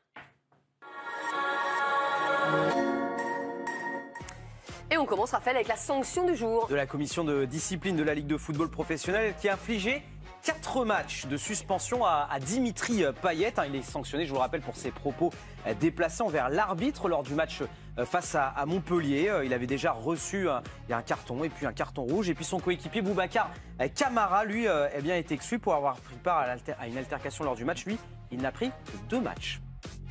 Karine, c'est une bonne sanction pour Dimitri Payet, 4 matchs, ou c'est insuffisant, c'est justifié? Non, mais c'est ce qu'il a fait qui est injustifiable. C'était le capitaine de l'Olympique de Marseille jusqu'à l'an dernier. Mandanda a récupéré le brassard. Il est là depuis très longtemps. Il est très expérimenté. Il sait à quel point Marseille est limité en termes d'effectifs. Et en fait, il saborde sa propre équipe. Camara, on ne peut pas lui en vouloir. Il est beaucoup plus jeune. Payet ne peut pas faire ça. Et ce qui me sidère, c'est les supporters qui disent que la commission a été dure ou quoi. Mais non, tu dois en vouloir à ton joueur. Mais tu dois en vouloir à ton joueur parce que ton joueur est contre toi sur ce coup-là. Je veux dire, et t'es humain, et Payet est humain, oui, sauf qu'il savait très bien qu'en ayant des insultes envers un arbitre, il allait pénaliser gravement son équipe. Et Marseille ne peut pas se permettre ça en ce moment. Il part, il revient avec véhémence. C'est-à-dire que qu'est-ce qui s'est passé pour qu'il tourne comme ça, pour qu'il revienne? C'est évidemment inexcusable. 4, c'est un minimum. Et parce qu'il avait déjà purgé celui de Dijon, donc en fait c'est 3, quoi, on va dire. Voilà. On est d'accord. Moi, franchement, effectivement, Karine a raison, c'est Payet qui a blâmé. D'ailleurs, il s'est déplacé. C'est pas un hasard. Camara aussi. Hein. Voilà, oui. il sait qu'il a Ce qui est à mettre à son crédit, c'est que visiblement, d'après ce que disait l'équipe, c'est qu'il n'a pas cherché d'excuses. Non. Oui, non, mais Payet le sait. Payet n'a pas tenté, autant Camara, on peut comprendre, a tenté de défendre un peu. Non, mais on peut déjà lui dire ça. Non, mais Payet sait qu'il est fautif, mais par exemple, il y avait beaucoup de supporters qui étaient très énervés sur ce qui s'est passé. Que tu sois énervé, que tu gagnes pas le match, oui, parce que dans le contenu, tu as fait ce qu'il fallait, mais il faut arrêter de constamment protéger tes joueurs s'ils sont fautifs. Là, Payet a merdé et il laisse dans la mouise son équipe. Ah oui, il laisse dans la mouise. Tu vas faire combien de matchs de suspension là? C'est grossier. C'est 4 matchs. Vendredi, samedi. On passe, alors là c'est assez incroyable, le voleur du jour, Raphaël. De la montre de l'attaquant de l'OGC Nice, le Danois Kasper Dolberg. Alors sur les informations du journal de l'équipe, eh bien le gym avait soupçonné Lamine Diaby Fadiga d'être le voleur présumé donc de la montre, dont la valeur a été estimée à 70 000 €. Alors il a 18 ans, je vous le rappelle, ce joueur, il est passé par les équipes de France U16, U17 et U18. Alors il fait maintenant l'objet d'une procédure disciplinaire. Il a été convoqué à un entretien préalable à une sanction, donc il pourrait aller jusqu'au licenciement. Et sachez que selon nos confrères de l'AFP, il a avoué donc être l'auteur de ce vol. Il a rendu au moins. Il y a 2 joueurs qui avaient été entendus. Parce qu'il y avait 2 suspicions et finalement... Non mais vous vous rendez compte, 18 ans, mais là sa carrière est gâchée. Enfin, c'est pas possible de faire un truc pareil quand même, Benoît. Je ne sais pas ce qui lui est passé par la tête de faire un tel geste, parce qu'il sait très bien que les sanctions vont être très dures envers lui. Il va être, je pense, licencié pour faute grave ou quelque chose comme ça. Il s'est tiré une balle dans le pied. C'est incompréhensible ce geste-là, de voler une montre à un collègue de travail comme ça. En plus, c'est surtout dans le vestiaire, c'est-à-dire que c'est pas comme si tout le monde, c'est pas comme si c'était un endroit public où tout le monde passait. C'est-à-dire que, je veux dire, la liste des suspects est évidemment restreinte. Enfin, je veux dire, ça finit toujours par se savoir. Ben oui, c'est ça. Ouais, c'est incompréhensible. Ouais, en plus, c'était qu'une Swatch, quoi. Non, mais en plus, oui, c'est vrai 70 000 €. Non, mais un gamin de 18 ans, enfin, c'est voilà. Il avait joué 6 matchs en Ligue 1 sous les couleurs de l'OGC Nice. Non, c'est incompréhensible. Et il avait joué en équipe de France de jeunes. Non, je comprends pas. Il s'est tiré une balle dans le pied, le pauvre, parce que sa carrière est ruinée, entre guillemets. On doit être content Dolberg d'avoir atterri à Nice et de se faire voler sa montre direct dans le vestiaire. Welcome. Par un coéquipier. Bienvenue. Salut. C'était arrivé à Gradel il y a quelques années. Oui. Bon, il était là depuis un peu plus de temps, je crois, Gradel. J'ai dit où? Non, mais... Voilà, histoire de donner un peu je croyais que j'allais dire un petit de donner du corps à l'anecdote. Ça arriverait, ça. Le retour du jour. Un retour majeur dans l'équipe de France féminine. Corinne Diacre a communiqué la liste de joueuses retenues pour le match amical face à l'Islande et puis le match face au Kazakhstan. Marie-Antoinette Katoto est de retour en équipe de France. Elle était absente lors de la dernière Coupe du Monde. Corinne Diacre a expliqué que la porte n'avait jamais été fermée. Écoute. Bah écoutez, déjà, la porte n'a jamais été fermée. Donc Marie-Antoinette est déjà venue avec nous. J'avais dit à un moment donné que c'était peut-être pas le moment. Est-ce qu'aujourd'hui c'est le moment ? Bah, ce sera à elle de me donner des réponses sur le terrain, mais en tout cas, voilà, on connaît le talent qu'a Marie-Antoinette et voilà, j'ai tout simplement souhaité la revoir. Marie-Antoinette revient aujourd'hui dans le groupe. Il y aura bien évidemment une discussion avec elle. Après, la teneur de la discussion, je me la garde pour moi. Alors Marie-Antoinette Katoto, donc, qui est à nouveau sélectionnée en équipe de France. Corinne Diacre dit que la porte n'était pas fermée, enfin, elle était quand même à triple tour. Il y avait des vigiles devant quand même. Oui, bah, on en avait beaucoup parlé avec Karine aussi lors de la Coupe du Monde. Elle n'avait pas été prise. Bon, là, elle fait un très bon début de saison avec le Paris Saint-Germain. Au précédent rassemblement en septembre, elle avait choisi de s'appuyer sur le noyau des mondialistes, donc elle l'avait pas ramené. Voilà, clairement, elle va être obligée d'incorporer un petit peu des retouches dans son 11 de départ. Elle a quand même rappelé Valérie Gauvin, qui est remplaçante à Montpellier, par exemple. Donc, elle continue un petit peu à l'instar de Deschamps et Giroud, à rappeler un petit peu son socle dur. Et la nouveauté dans ce groupe, c'est qu'elle a décidé, enfin, et on en avait beaucoup parlé, de faire évoluer Amel Majri au milieu de terrain. C'est loin d'être anodin, parce qu'elle était latéral gauche. On sait que la Lyonnaise veut jouer au milieu de terrain. Et on s'était aperçu pendant la Coupe du Monde qu'il manquait effectivement un petit peu de poids offensif. Et là, elle aurait décidé de faire jouer Majri à ce poste-là. C'est une bonne chose de rappeler Marie-Antoinette Katoto, Karine ? Oui, mais tout le monde est focalisé sur Marie-Antoinette Katoto, alors que ce n'était pas le problème ou la solution de la Coupe du Monde, je pense. Mais c'était logique. J'ai très bien compris pourquoi Corinne Diacre ne l'avait pas pris. Elle était toute jeune, on avait l'impression que c'était elle qui allait nous sauver. Et comme l'a expliqué Pierre, voilà, elle voulait revoir tout le monde. Et c'était important aussi, il y avait des joueuses comme Eugénie Le Sommer qui avait marqué contre l'Espagne, alors qu'elle avait été critiquée notamment par Corinne Diacre. Donc il n'y a pas de problème, Marie-Antoinette Katoto, il faut arrêter de toujours inventer des problèmes. Elle va redécouvrir l'équipe de France. Excuse-moi, mais Corinne Diacre, elle a quand même l'air de dire...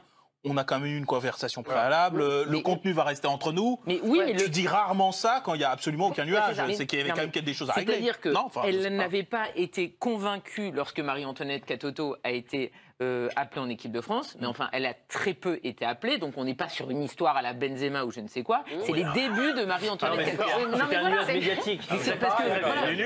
Non, mais parce que le problème, c'est quand Marie-Antoinette Katoto n'a pas été prise, on nous a dit ah c'est le Benzema Deschamps, il y a Katoto. C'est pas du tout ça. Elle a 20 ans, voilà. Et elle va évidemment avoir une carrière en bleu. Elle est destinée à avoir une belle carrière. Et les choses se font naturellement. Tout va bien. Regardez le dessin de Farouk, notre dessinateur. Une décision révolutionnaire. Marie-Antoinette n'est pas condamnée. Bon, écoutez. Ok, ça ne fait pas rire Karine, mais c'est pourtant un dessin très drôle. Non, parce qu'en plus, on lui met une pression de dingue aussi à elle. Mais c'est le dessin, là. Non, mais Marie-Antoinette Katoto, tout le monde est focalisé sur elle. Elle a que 20 ans. Elle a marqué un but en équipe de France. C'est bien. Laissons-la grandir gentiment. Voilà. Tout à fait. On va la laisser grandir. On va la regarder pour sa prochaine sélection. La sueur froide du jour. Pour Manchester United, qui s'est fait peur à domicile contre Rochdale. C'était en Coupe de la Ligue anglaise, club de 3e division anglaise. La grosse occasion pour Pogba. Vous la voyez, c'était en première période, pas loin d'ouvrir le score. Paul Pogba, c'est Greenwood qui va ouvrir le score pour Manchester United à la 68e minute sur une passe de Jesse Lingard. Le petit décalage, la frappe de Greenwood. L'égalisation pour Rochdale de Matheson à la 76e minute. Hop là, ça arrive. Joli. Mais la défense, oui. Et puis cette équipe de Manchester United qui va se qualifier pour le tour suivant dans la séance de tir au but. Vous voyez le tir au but victorieux de James. L'envie du jour. D'Arsène Wenger de pourquoi pas entraîner Manchester United. C'est selon nos confrères, en tout cas c'est ce qu'il a déclaré chez nos confrères de beIN Sport England. Je vous lis ce qu'il dit. L'équipe n'a pas de plan de jeu, pas de plan pour le pressing. Il y a une équipe, mais elle a besoin d'être entraînée et développée. Manchester United constitue un job de rêve pour n'importe quel entraîneur, ou au moins pour n'importe quel entraîneur avec du courage et de la confiance. J'ai de la confiance. J'ai du courage et j'ai des idées. S'il le dit comme ça, là on leur contexte. C'est un fake ou c'est un fake? C'est son frère, c'est son frère ou son cousin. C'est pas moi. Ça a été filmé. Ouais. C'est Mourinho qui soufflait. C'était après un dîner. Enfin, je veux dire, c'est pas possible. C'est le déclat de Mourinho. Non, mais étonnant qu'un appel du pied là. Même Mourinho n'aurait pas osé, je pense. Non, mais étonnant qu'un entraîneur comme Wenger. Oui, il s'est jamais mouillé de la sorte. Souvent politiquement correct en critique. Improbable. On veut voir le film. Bah écoutez, on va essayer de le trouver. C'est vrai qu'on l'a quand même beaucoup cherché aujourd'hui. La VHS là, mais et on n'a pas, on l'a pas trouvé. On a été assez étonnés par ces déclarations, c'est pour ça qu'on n'en a pas fait non plus un. C'était pas l'ouverture de l'émission. Non, mais on a beaucoup hésité. Le faire sur Areola, parce qu'il y avait un vrai débat sur Areola, il y avait des images. Et ben je ne vous cache pas qu'on a hésité entre les deux. On s'est dit c'est quand même suspect ces déclarations. On va les mettre au milieu du foutoir. Ça passera crème. Et d'ailleurs, on ne va pas non plus faire un débat. On va enchaîner avec le revenu du jour. De l'Atlético Madrid après son nul le week-end dernier contre le Celta Vigo. Succès cette fois des Colchoneros 2-0 face à Majorque. L'ouverture du score de Diego Costa à la 26e minute sur un service de Coquet. Et il va bien la chercher cette balle, elle était bien cachée. Et puis Joao Félix, la nouvelle pépite de l'Atlético de Madrid, l'international portugais qui va marquer le deuxième but à la 64e minute. Donc ça va mieux pour les Colchoneros de Simeone. Un peu de réussite ne fait jamais de mal. Vraiment, le ballon a été effleuré. Voilà. Tout à fait. Plus de talent que de réussite. Le refus du jour. De Carles Puyol, qui a dit non au poste de directeur sportif au FC Barcelone. Il nous déclare « Plusieurs choses ont été écrites ces dernières semaines sur mon arrivée au FC Barcelone comme directeur sportif. C'est pourquoi je me sens dans l'obligation vis-à-vis de la famille du Barça d'annoncer qu'après de mûres réflexions, j'ai décidé de ne pas accepter la proposition du club. Ça n'a pas été une décision facile, car j'ai toujours dit que je souhaitais revenir au club que je considère comme ma maison, mais j'ai d'autres projets personnels dans lesquels je suis impliqué. » C'est dommage, Benoît? Oui, c'est dommage. C'est un grand joueur qui connaît très bien la maison, mais je pense que, à mon avis, il a envie de devenir entraîneur, tout simplement. On attend la déclaration d'Arsène Wenger, c'est des gros mots. Qu'est-ce que ça joue mal? Aucune identité, j'arrive. On n'a toujours pas retrouvé la vidéo, mais on cherche, je peux vous dire. La sanction ou pas du jour. Et la Fédération espagnole de football qui a infligé au FC Barcelone une amende de 300 € pour avoir négocié le transfert d'Antoine Griezmann en provenance de l'Atlético Madrid avant l'ouverture du mercato estival. Alors en fait, ça a impliqué que dès mars, eh bien, il y a eu des négociations, des échanges, voilà, parce que la clause libératoire était initialement prévue à 200, mais au mois de juillet à 120, mais que comme les contacts avaient eu lieu en mars, oui, voilà. Donc ils ont économisé en gros, 80 millions d'euros, grosso modo. Voilà. Et ils sont sanctionnés de 300 € pour exactement. Il y a un léger pourcentage là, ouais. Enfin, c'est quand même incroyable, c'est une vanne. Mais c'est honteux. Non, mais à quel moment les mecs là dans la commission ils disent 300 € ça a l'air d'être le bon prix pour l'amende? Alors c'était soit un match à huis clos, soit 300 €. Bah, t'as vite choisi quand même. Ils ont hésité longtemps. Non, on leur a pas laissé le choix, c'est la sanction, mais ils avaient le choix dans les barèmes apparemment de la. C'est fou parce que. Ils peuvent avoir un paiement échelonné ou pas? 3 fois sans frais. Non, mais s'il y a sanction, ça veut dire qu'ils ont reconnu qu'il y avait faute.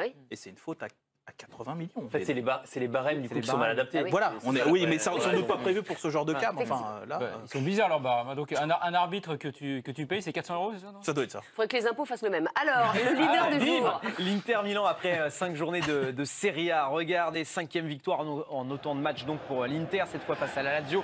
Courte victoire, 1-0 le but de D'Ambrosio à la 23e minute sur une passe de Biraghi. Donc ça démarre bien quand même le championnat d'Italie pour Antonio Conte. 5 matchs, 5 victoires. L'homme en forme du jour. Franck Ribéry avec la Fiorentina. Florence qui s'est imposé 2-0 face à la Sampdoria. Il a d'abord donné une passe à Pezzella à la 31e minute. Eh oui, c'est lui qui est passeur décisif. Il ne marquera pas cette fois, malheureusement, Franck Ribéry dans cette rencontre. Mais il est en grande forme. Il avait marqué déjà le week-end dernier en championnat. C'est lui qui donc donne ce ballon à Pezzella. Et c'est Chiesa qui va marquer le deuxième but de la Fio sur un service de d'Albert. Donc voilà, 2-0 pour cette équipe de la Fiorentina. Ça va mieux, parce qu'on rappelle, cette équipe était 20e avant cette journée de championnat. Et puis regardez tout ce que l'on dit en bien de Franck Ribéry quand on lit la presse italienne. Le Corriere dello Sport, il fait presque tout. Il donne la passe décisive pour l'ouverture du score, provoque 3 jaunes, attaque et défense sur tout le terrain. Artemio Franchi s'est incliné à sa sortie. Et puis la Gazzetta dello Sport, vous voyez, on l'appelle tout simplement l'enchanteur. Il collectionne les scalps, il a provoqué les jaunes de Berezzeschi, Vieira et Murillo, et il distribue un caviar pour l'ouverture du score. Et puis la Nazione, Franck Ribéry est vraiment enthousiasmant à sa sortie. Tout le stade a applaudi Franck Ribéry. Le Français est vraiment extraordinaire, même s'il a 36. C'est un monstre. On le voit, le débat avant la liste de Deschamps, jeudi, là, c'est extraordinaire. C'est pas étonnant. Franck Ribéry, sur le terrain, a toujours eu un état d'esprit irréprochable. Et il le démontre encore en Italie. Il a mis tout le monde dans sa poche. On le voit durant les matchs. Il court, il attaque, il défend. Techniquement, c'est précis. Encore une passe décisive. Pas étonnant. Dire un junior. Non, mais l'histoire, elle est tellement belle. Elle est incroyable et elle rappelle à quel point il est fort. Et en fait, c'est le décalage avec la deuxième partie de son histoire avec l'équipe de France. Je dis bien la deuxième partie, parce qu'on se souvient de 2006. Bien Pour le sûr. coup, voilà, elle était incroyable. L'histoire, c'était un peu le héros bis de ce mondial 2006. C'est derrière que ça s'est compliqué, mais il y a un tel décalage avec ce qu'il a réussi en club, qui a un niveau de performance exceptionnel en régularité. C'est comme Benzema, quelque part. Exactement. C'est ça qui est fou, d'ailleurs. C'est le pied de nez incroyable. C'est-à-dire que peut-être les deux joueurs les plus forts en club et peut-être en valeur intrinsèque sont les deux joueurs qui sont passés le plus à côté de leur histoire en équipe de France. C'est dingue parce que ça fait une marque indélébile sur son histoire, alors que le joueur, il est inattaquable, incontestable en termes de performance, c'est fou. Et à 36 ans, continuer à faire ce qu'il fait, c'est incroyable. La qualification du jour. En play-off en Major League Soccer de Los Angeles, le Los Angeles Galaxy, grâce à qui? À Zlatan Ibrahimovic. Regardez, qui va marquer le but de la qualification à la 80e minute de jeu. Zlatan Ibrahimovic. Donc dans cette phase régulière de MLS, c'est 28 buts en 27 matchs. Il a tellement la dalle, c'est fou, mais c'est incroyable. Extraordinaire, donc Zlatan Ibrahimovic qui va disputer pour la première fois de sa carrière les playoffs de MLS. Ça vous rend heureuse, Karine, ces images de MLS? Très heureuse. Et New York City a gagné 4-1 face à Atlanta. Ça, vous ne l'aviez pas, mais c'est important de le dire. On l'avait, mais on ne peut pas tout montrer, vous savez. C'est très important. Mais écoutez, c'est bien que vous le disiez. Les hommages Sans du parler de jour. Reims, sans parler de New York City. Oui, il y avait un choix à faire. Les hommages du jour. Du monde du sport après le décès de Jacques Chirac. Regardez plusieurs tweets que l'on vous a sélectionnés. David Douillet qui nous dit: c'est avec une grande tristesse que je viens d'apprendre le décès de mon ami Jacques Chirac, un grand homme pour qui j'avais une affection particulière.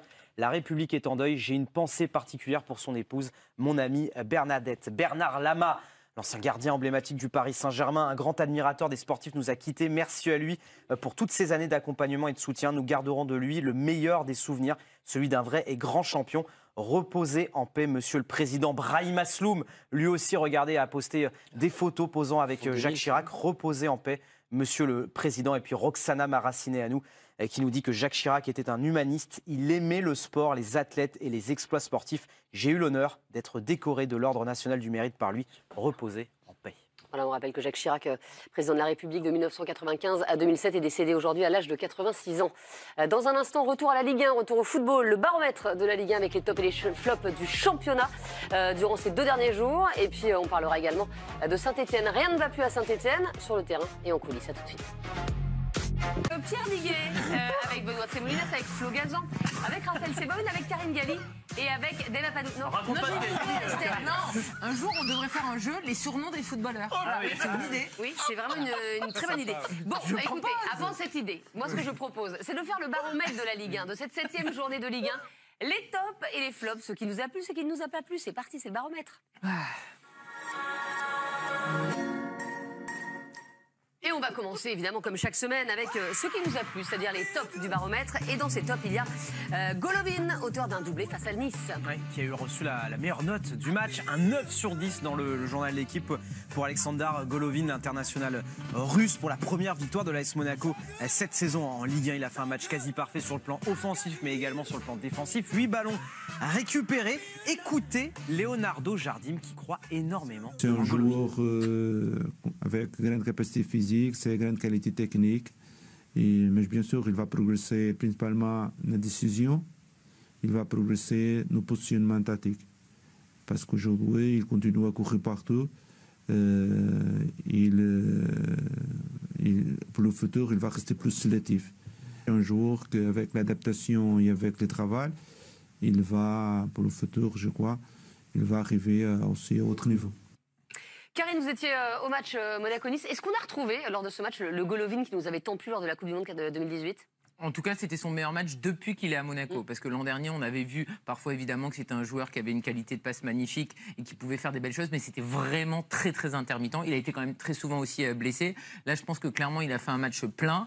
C'est une prestation aboutie, mais il faut que ça continue parce que parfois il nous avait offert de belles choses. C'est déjà mieux, hein, oui. Non, mais là je parle juste de Golovin. Parfois il nous a offert de belles choses et on se disait ça y est, il s'est adapté à l'Europe, etc. et au championnat de Ligue 1.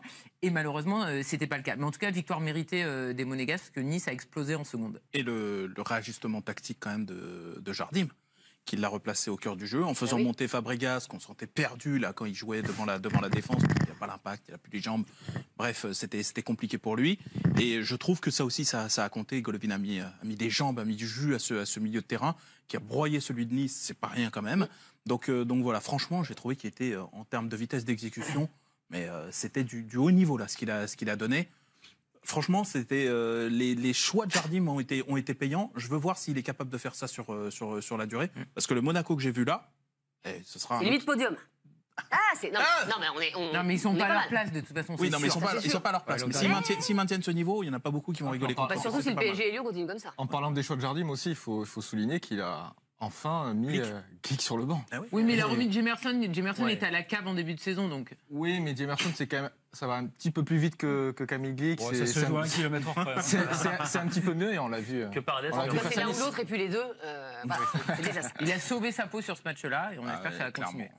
Le deuxième top de ce baromètre, c'est Angers, surprenant co-leader du championnat avec le Paris Saint-Germain. Et qui reste sur une dynamique impressionnante. Regardez les derniers matchs disputés par le SCO. 4 victoires lors des 5 dernières journées. Et puis cette progression au classement pour l'amener à la 2e place. Vous l'avez dit tout de même, Estelle, co-leader du championnat après la victoire face à Toulouse. C'est assez incroyable, hein, Pierre Niguel. On sait que ça travaille bien du côté d'Angers, mais est-ce que ça peut durer? Mais c'est surtout ça, c'est la récompense d'un travail avec le trio Chaban, Piqueux et Moulin qui est en place depuis très longtemps. On sait que c'est un trio qui avait parfois des petites étincelles, notamment avec le départ de Reine Adélaïde à Lyon, mais on voit que ça les continue à la faire progresser. Le début de saison d'Angers, c'est une récompense aussi d'un recrutement mais très intelligent. Les garçons qui sortent du banc sont décisifs aussi. On l'a vu encore hier avec Ali, l'ancien de Nîmes.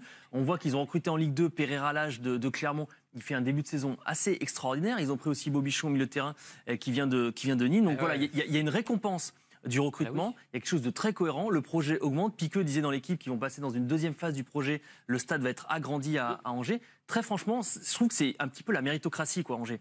Ils font quelque chose de sérieux, ils travaillent bien et ils sont récompensés et je trouve que ça fait du bien au foot et à la Ligue. Une prime à la stabilité aussi. Je veux dire, au moment où ça chauffait un tout petit peu sportivement, voilà, pas pour Stéphane Moulin, ça chauffait sportivement. C'est à ce moment-là qu'ils ont dit, nous on te maintient notre confiance et on te prolonge. C'est un signe incroyable de force, de confiance, et d'un seul coup, évidemment, tu ne travailles pas pareil. Après, juste, il faut espérer que Olivier Piqueux reste, parce que c'est vrai, dans ce fameux papier, ils expliquaient qu'il y avait eu des envies peut-être de départ, mais c'est normal. Quand tu es à Angers et que tu travailles aussi bien depuis des années, les autres clubs regardent et se disent, tiens, on va peut-être le piquer, donc on va peut-être le prendre. Il faut espérer que ça continue. Et Pierre en a un petit peu parlé, mais juste statistique très intéressante à retrouver sur le site L'Équipe. Le SCO d'Angers, l'équipe qui a marqué le plus de buts par des joueurs entrés en cours de match dans les 5 grands championnats européens. 6 buts devant le FC Barcelone, devant l'Atalanta Bergame. C'est à souligner, 6 buts venus du banc. Et en plus, tu as une répartition des buts sur le secteur offensif. Tous les joueurs offensifs ont marqué ou fait des passes décisives, ce qui en plus montre l'harmonie du vestiaire. Le 3e top du baromètre, c'est Bordeaux, 5e désormais du championnat après sa victoire face à Amiens. Oui, donc c'est notre chiffre dans ce baromètre, 5e. La dernière fois que Bordeaux a atteint cette position au classement, c'était le 8 septembre 2017, après un match nul 0-0 contre Lille. Ça fait 2 ans. On s'enflamme ou pas, Benoît, pour ce nouveau Bordeaux, là? Allez. Un petit peu. Enfin, Bordeaux est à sa place. Voilà, enfin, c'est vrai que depuis le début de saison, match après match, on voit qu'il y a une progression constante des Girondins de Bordeaux. Il partait quand même de... Enfin, oui, ce que je veux dire, il partait pas de là, quoi. Oui, mais on voit une progression constante match après match, que ce soit dans l'envie, que ce soit dans le jeu. On voit des buts. Paulo Sousa a posé sa patte à son schéma préférentiel avec une défense à 3. Avec un Koscielny qui amène un petit peu son expérience et sa sérénité. On voit aussi des joueurs qui sont en train de se révéler. Je pense notamment à Agli, qui a fait un super match hier. Et je pense que si ce garçon gagne en volume de jeu, ça deviendra un très grand joueur. Il y a des jeunes prometteurs aussi comme Chouameni, comme Benraou, Maja. Bref, vous signé au club, non? Bientôt. C'est le directeur de la com du club. On attend ton enthousiasme sur Saint-Etienne. T'inquiète, ça arrive après. Donc non, je suis assez satisfait de ce début de saison de Bordeaux et j'ai hâte d'aller au stade samedi face à Paris. Bon, écoutez, très bien, effectivement, Bordeaux-Paris. Le prochain match des Girondins. On a parlé de ce qui va bien, on va parler de ce qui va mal. Maintenant, les flops du baromètre. Et dans ces flops, il y a Rennes battu par Nantes et qui reste sur 4 matchs sans victoire. Ouais, et c'est un autre chiffre, le chiffre des flops. 0. Rennes n'a remporté aucun de ses 4 derniers matchs de Ligue 1. 2 nuls, 2 défaites après s'être imposé lors de chacun des 5 précédents. Alors on va écouter Julien Stéphan, l'entraîneur du Stade Rennais, qui nous dit on nous a vu trop beau. Pour l'instant, force est de constater que c'est pas suffisant. Alors est-ce qu'on peut l'élever? Ça c'est une question. Voilà.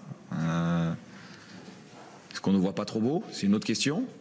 En tout cas, en ce moment, on n'arrive pas à concrétiser nos temps forts. Dave, on les a vus trop beaux ou pas, les Rennais? Il y a cette victoire contre Paris qui nous a fait dire qu'ils avaient très bien géré l'après-mercato avec tous les départs dont on a parlé.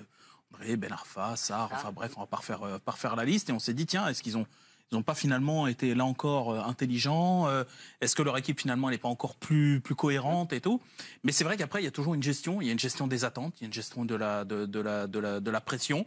Il est aussi placé pour la première fois maintenant face à aussi devoir gérer tous ces temps forts, ces temps faibles et tout. Julien Stéphan, oui, pardon. L'année dernière, il y a une forme d'état de grâce. Il arrive, ça marche tout de suite. Il le fait bien. Je dis pas qu'il y avait un alignement des étoiles et qu'il avait absolument rien fait. Je dis juste que le travail de gérer une équipe dès le départ, avec des moments où justement, voilà, il va y avoir des creux, il va y avoir des incertitudes, il va y avoir un tout petit peu du flottement, des passages physiques comme ça, un tout petit peu compliqués. Voilà, il doit le gérer aussi. Bon, il faudra voir. Ça reste quand même une bonne équipe. Franchement, au niveau de la Ligue 1, compte tenu de ce qu'est la Ligue 1, et je trouve de l'affaiblissement global derrière le PSG, qui lui-même s'est affaibli, et qui lui-même s'est affaibli, en tout cas en Ligue 1. Je me dis voilà, ils ont certainement à quoi jouer, mais est-ce que justement ils commencent pas à se le dire? Parce que juste avant, c'était tellement le club de losers que finalement tout ce qu'ils pouvaient faire de bien, c'était du bonus. Là maintenant, ils ont gagné la Coupe de France, ils ont fait tomber le PSG quasiment d'entrée en championnat. Maintenant, il y a des attentes. Et est-ce que c'est un club qui, dans sa mentalité, dans sa structure, est armé pour répondre à des attentes? Là, voilà, on va voir s'ils peuvent travailler là-dessus. Et c'est vrai qu'on les voyait très beaux en début de saison. Et puis aussi après la victoire en Coupe de France face au Paris Saint-Germain. Vous en attendez quoi de Rennes cette saison, Karine? Non, mais c'est logique, honnêtement, ce qui est arrivé. Ils perdent autant de joueurs majeurs. Et en plus, il y a quand même une réalité, c'est qu'on sait que les relations entre Olivier Létang et Julien Stéphan ne sont pas non plus au beau fixe. Donc, évidemment, ils ont la capacité pour retourner en Ligue Europa, je pense. Mais il faut arrêter de s'enflammer. On s'est enflammé comme les Niçois, même si Nice, depuis, a changé. Mais je veux dire, il y avait des victoires qui étaient un peu en trompe-l'œil. Des victoires en toute fin de match. Même contre les Dijonais, par exemple, ils gagnent, et tant mieux pour eux. Mais ce n'était pas forcément mérité pour Dijon de perdre, etc. Donc, après cette journée, on ne peut pas tirer des bilans. Je pense que Rennes n'était pas aussi bon que ses 3 premières victoires en championnat. Et je pense qu'ils pourront finir européens. Voilà, Ligue Europa. Dans les flops du baromètre, il y a Strasbourg, 17e de Ligue 1, après sa défaite face à Lille hier. Et qui n'arrive plus à monter au-delà de cette 17e place, 16e lors de l'avant-dernière journée et la victoire 2-1 face à Nantes. Mais vous le voyez, eh bien, cette équipe strasbourgeoise qui enchaîne les contre-performances. La dernière donc en date, cette défaite 2-0 face à Lille. On s'inquiète pour Strasbourg, Pierre Niguet? Oui, parce que j'ai l'impression que c'est une longue dégringolade que personne n'avait vu venir et dont on ne parle pas énormément. Et quand tu commences à perdre autant de points en début de championnat, ça va être dur après. Alors, ils ont l'excuse des matchs disputés, des tours de Ligue Europa en août. Mais vraiment, cette excuse physique, elle va devenir un petit peu mettre de côté, quoi. J'espère que tout va bien en interne. Je ne sais pas, mais j'espère que tout va bien en interne. J'ai quand même la sensation que cette équipe strasbourgeoise est partie pour lutter toute la saison pour le maintien. Et le triple flop du baromètre, le pire flop finalement de cette 16e journée de championnat, eh bien c'est Layvin Kurzawa qui a sombré hier face à Reims. Ah, il a souffert, et notamment, vous allez le voir, sur le premier but encaissé par le Paris Saint-Germain face à Reims. Il y a un petit souci de placement de la part de Layvin Kurzawa. Et puis, sur ce premier but, vous voyez sa sortie à la 66e minute sous les sifflets. Et derrière les larmes, il se cache sous sa serviette. Layvin Kurzawa, donc très déçu de sa performance d'hier. 4 fautes commises par Kurzawa, seulement 17% de duels gagnés. Il en a disputé 6, 8 ballons perdus par Kurzawa, qui a eu 3 sur 10 dans le journal de l'équipe. Elle est dure cette image, Benoît, de Kurzawa, la tête dans la serviette, mais ils sont justifiés ces sifflets? Bien sûr qu'ils sont justifiés. Quand vous voyez un tel joueur avec un potentiel et quand on connaît l'étendue de son talent, de le voir à un tel niveau, et, hier soir face à Reims, mais aussi face à Strasbourg, ce sont 2 matchs que vous jouez au Parc des Princes, à domicile, où normalement vous avez le ballon, où vous devez jouer offensivement généralement. De le voir à un tel niveau, c'est inquiétant, et forcément les supporters le sifflent. C'est une période très délicate. Je me mets à sa place. Il va falloir qu'il se remobilise, qu'il devienne peut-être un peu plus professionnel sur et en dehors du terrain. En tout cas, c'est compliqué pour Kurzawa. Je pense que la meilleure solution pour lui, ce serait peut-être de trouver un nouveau club à la trêve. Il a fait un contrat en juin. Oui. C'est pour ça qu'il n'a pas voulu partir cet été. Exactement. Mais il y a juste un tout petit truc de positif quand même vu du stade hier, c'est que, bon, je ne vais pas m'acharner sur ce pauvre Paredes, mais Paredes, il n'a pas mis d'envie, d'intensité. Kurzawa, tu ne peux pas lui enlever quand même. Il essaye. Qu'à chaque fois, il essaye. Ouais. Donc, ça reste quand même un petit peu positif. Après, quand on se souvient du Kurzawa, il y a 3-4 ans, qui découvrait l'équipe de France, son niveau. Il a été grièvement blessé quand même. Franchement, Et à Monaco. c'est assez extraordinaire. Il a été grièvement blessé, il a eu des affaires extrasportives qui l'ont un peu plombé. On ne le sent pas en confiance, on le voit notamment sur ses passes. C'est souvent des passes forcées, il est toujours à contre-temps, il a énormément de mal à faire les efforts contre efforts, alors qu'avant Kurzawa survolait sur ce genre de choses. Et Neymar adorait jouer avec lui quand il est arrivé au Paris bien Saint-Germain. sûr, parce que tu sais que tu vas avoir un mec qui va faire l'aller-retour, le piston pendant. Franchement, je m'explique pas. Il a une telle valeur de base tellement élevée normalement. Il peut pas. Mais je pense que c'est l'arme. C'était ça qu'il disait. Je pense que même lui, il doit être très déçu par lui-même. Il faut vite qu'il redonne un sens sportif à tout ça. Il est encore jeune, mais il faut qu'il s'y mette maintenant. Hein. J'ai une bonne nouvelle pour vous. J'ai un cadeau. Un jeu. Mais oui, un jeu. Parce qu'il y a une journée de championnat. Et qu'est-ce qu'on fait après une journée de championnat? Un rébuteur. Un rébuteur, évidemment. C'est parti. Chouette. J'adore. Je vais Vous allez devoir me trouver C'est ça qui est terrible. des garçons qui ont marqué lors des 2 derniers jours, donc que ce soit en France ou à l'étranger. Je vais commencer avec Dave Apadou. Ouais. C'est un 4 images. Ah Vous ouais, allez y quand arriver. même. Non, vous allez y Je arriver. les aime bien, ceux-là. Alors. Et on ne souffle pas, évidemment. C'est interdit. Commencez par la fin. Qu'est-ce que c'est comme poisson? Ray. Très bien, Dave. Bravo, il connaît bien les poissons. Ouais. Abdoulaye Traoré. Abdoulaye Touré. Touré. Oui, Touré, c'est bon. Buteur avec le FC Nantes hier Mais contre oui, il a Rennes. Panenka, Évidemment, bien joué. Dave Apadou, Benoît Trémolinas. Oui, Abdoulaye. Vous adorez ce jeu. J'adore. C'est pour ça qu'on l'a fait. T'es en train de chez toi. C'est un 3 images. C'est un petit rébut. C'est un rébunet. Créé. Qui c'est au début? Vous le connaissez ce joueur? Vous plaisantez. quand même. Non, Vous avez joué contre lui? Bah oui. Alors je vous dis, il a joué. Mais t'as pas joué avec lui à Séville, même? Mais Tu oui. l'as pas respecté. Alors, il a joué au Paris Saint-Germain, il a joué à Marseille, il a joué à Nantes. Mais il y a un sosie dans la rédac. À Séville. Non, mais ça, il peut pas le savoir, il vient jamais dans la rédaction. Il est d'une nationalité qu'on a joué Avec Unai. Mais oui. pour l'Euro, là. Mais non, il n'a pas joué à Séville. Non, j'ai pas Mais vu. non, il a pas pas joué joué, à il a pas du Séville. tout joué à Séville. Non. Bon, laissez-moi faire. Taisez-vous, laissez-moi. C'était sur Krikoviak. Non. Bon, Il a joué, il est albanais. Il y en a qu'un. Bah, tu connais Oui, d'accord. Il avait les cheveux longs. Bon, bah, c'est pas grave. Si, un petit peu. Il a eu les cheveux longs à un moment, bien sûr que oui. Pas longtemps. Bon, passons, on s'en fout, le début, c'est pas grave. Putain, je l'ai de la langue. C'est pas grave, c'est en direct. Vas-y, Benoît. Benoît, c'est pas grave. Ensuite, c'est quoi? Cré. Oui, c'est bon. Et ça, c'est quoi? L'ami. Oui, donc, déjà, Crémy. Oui, Oui, donc- Crémy. Loïc Rémy. c'est Loïc Ça, ça, Rémy. ça. Je l'avais sur le bout de la langue. Ça. Bah Par oui. contre, je le reconnais pas. Il avait les cheveux un petit peu plus ondulés. Oui, non, mais là, non, Encore pas longtemps, il était à Nantes, il Tu était ferais comme pas ça. de visio on appelle ça de la mauvaise foi, mais enfin, écoutez, vous avez essayé très bien. Je l'ai pas reconnu. Raphaël Sebaoun, Oui. c'est à vous. Oui. En plus, on vous a fait un spécial pour vous. hein. Bah, c'est Ant-Man. Ouais, ça, je savais pas, mais. C'est qui? Ant-Man. Mais- C'est un super-héros dans les Marvel. L'homme fourmi. Moi non plus. C'est l'homme voilà. fourmi, exactement. Alors, Ant-Man, oui, ensuite. Bah ça c'est Grise. Bien. Ah oui. Antoine facile. Griezmann. joli. Antoine Griezmann, Très évidemment. bon. Buteur contre Villarreal. Pierre Niguet. Non, j'aime pas ça. Bah, vous aimez pas, mais vous le ferez quand même. Bon. Allez.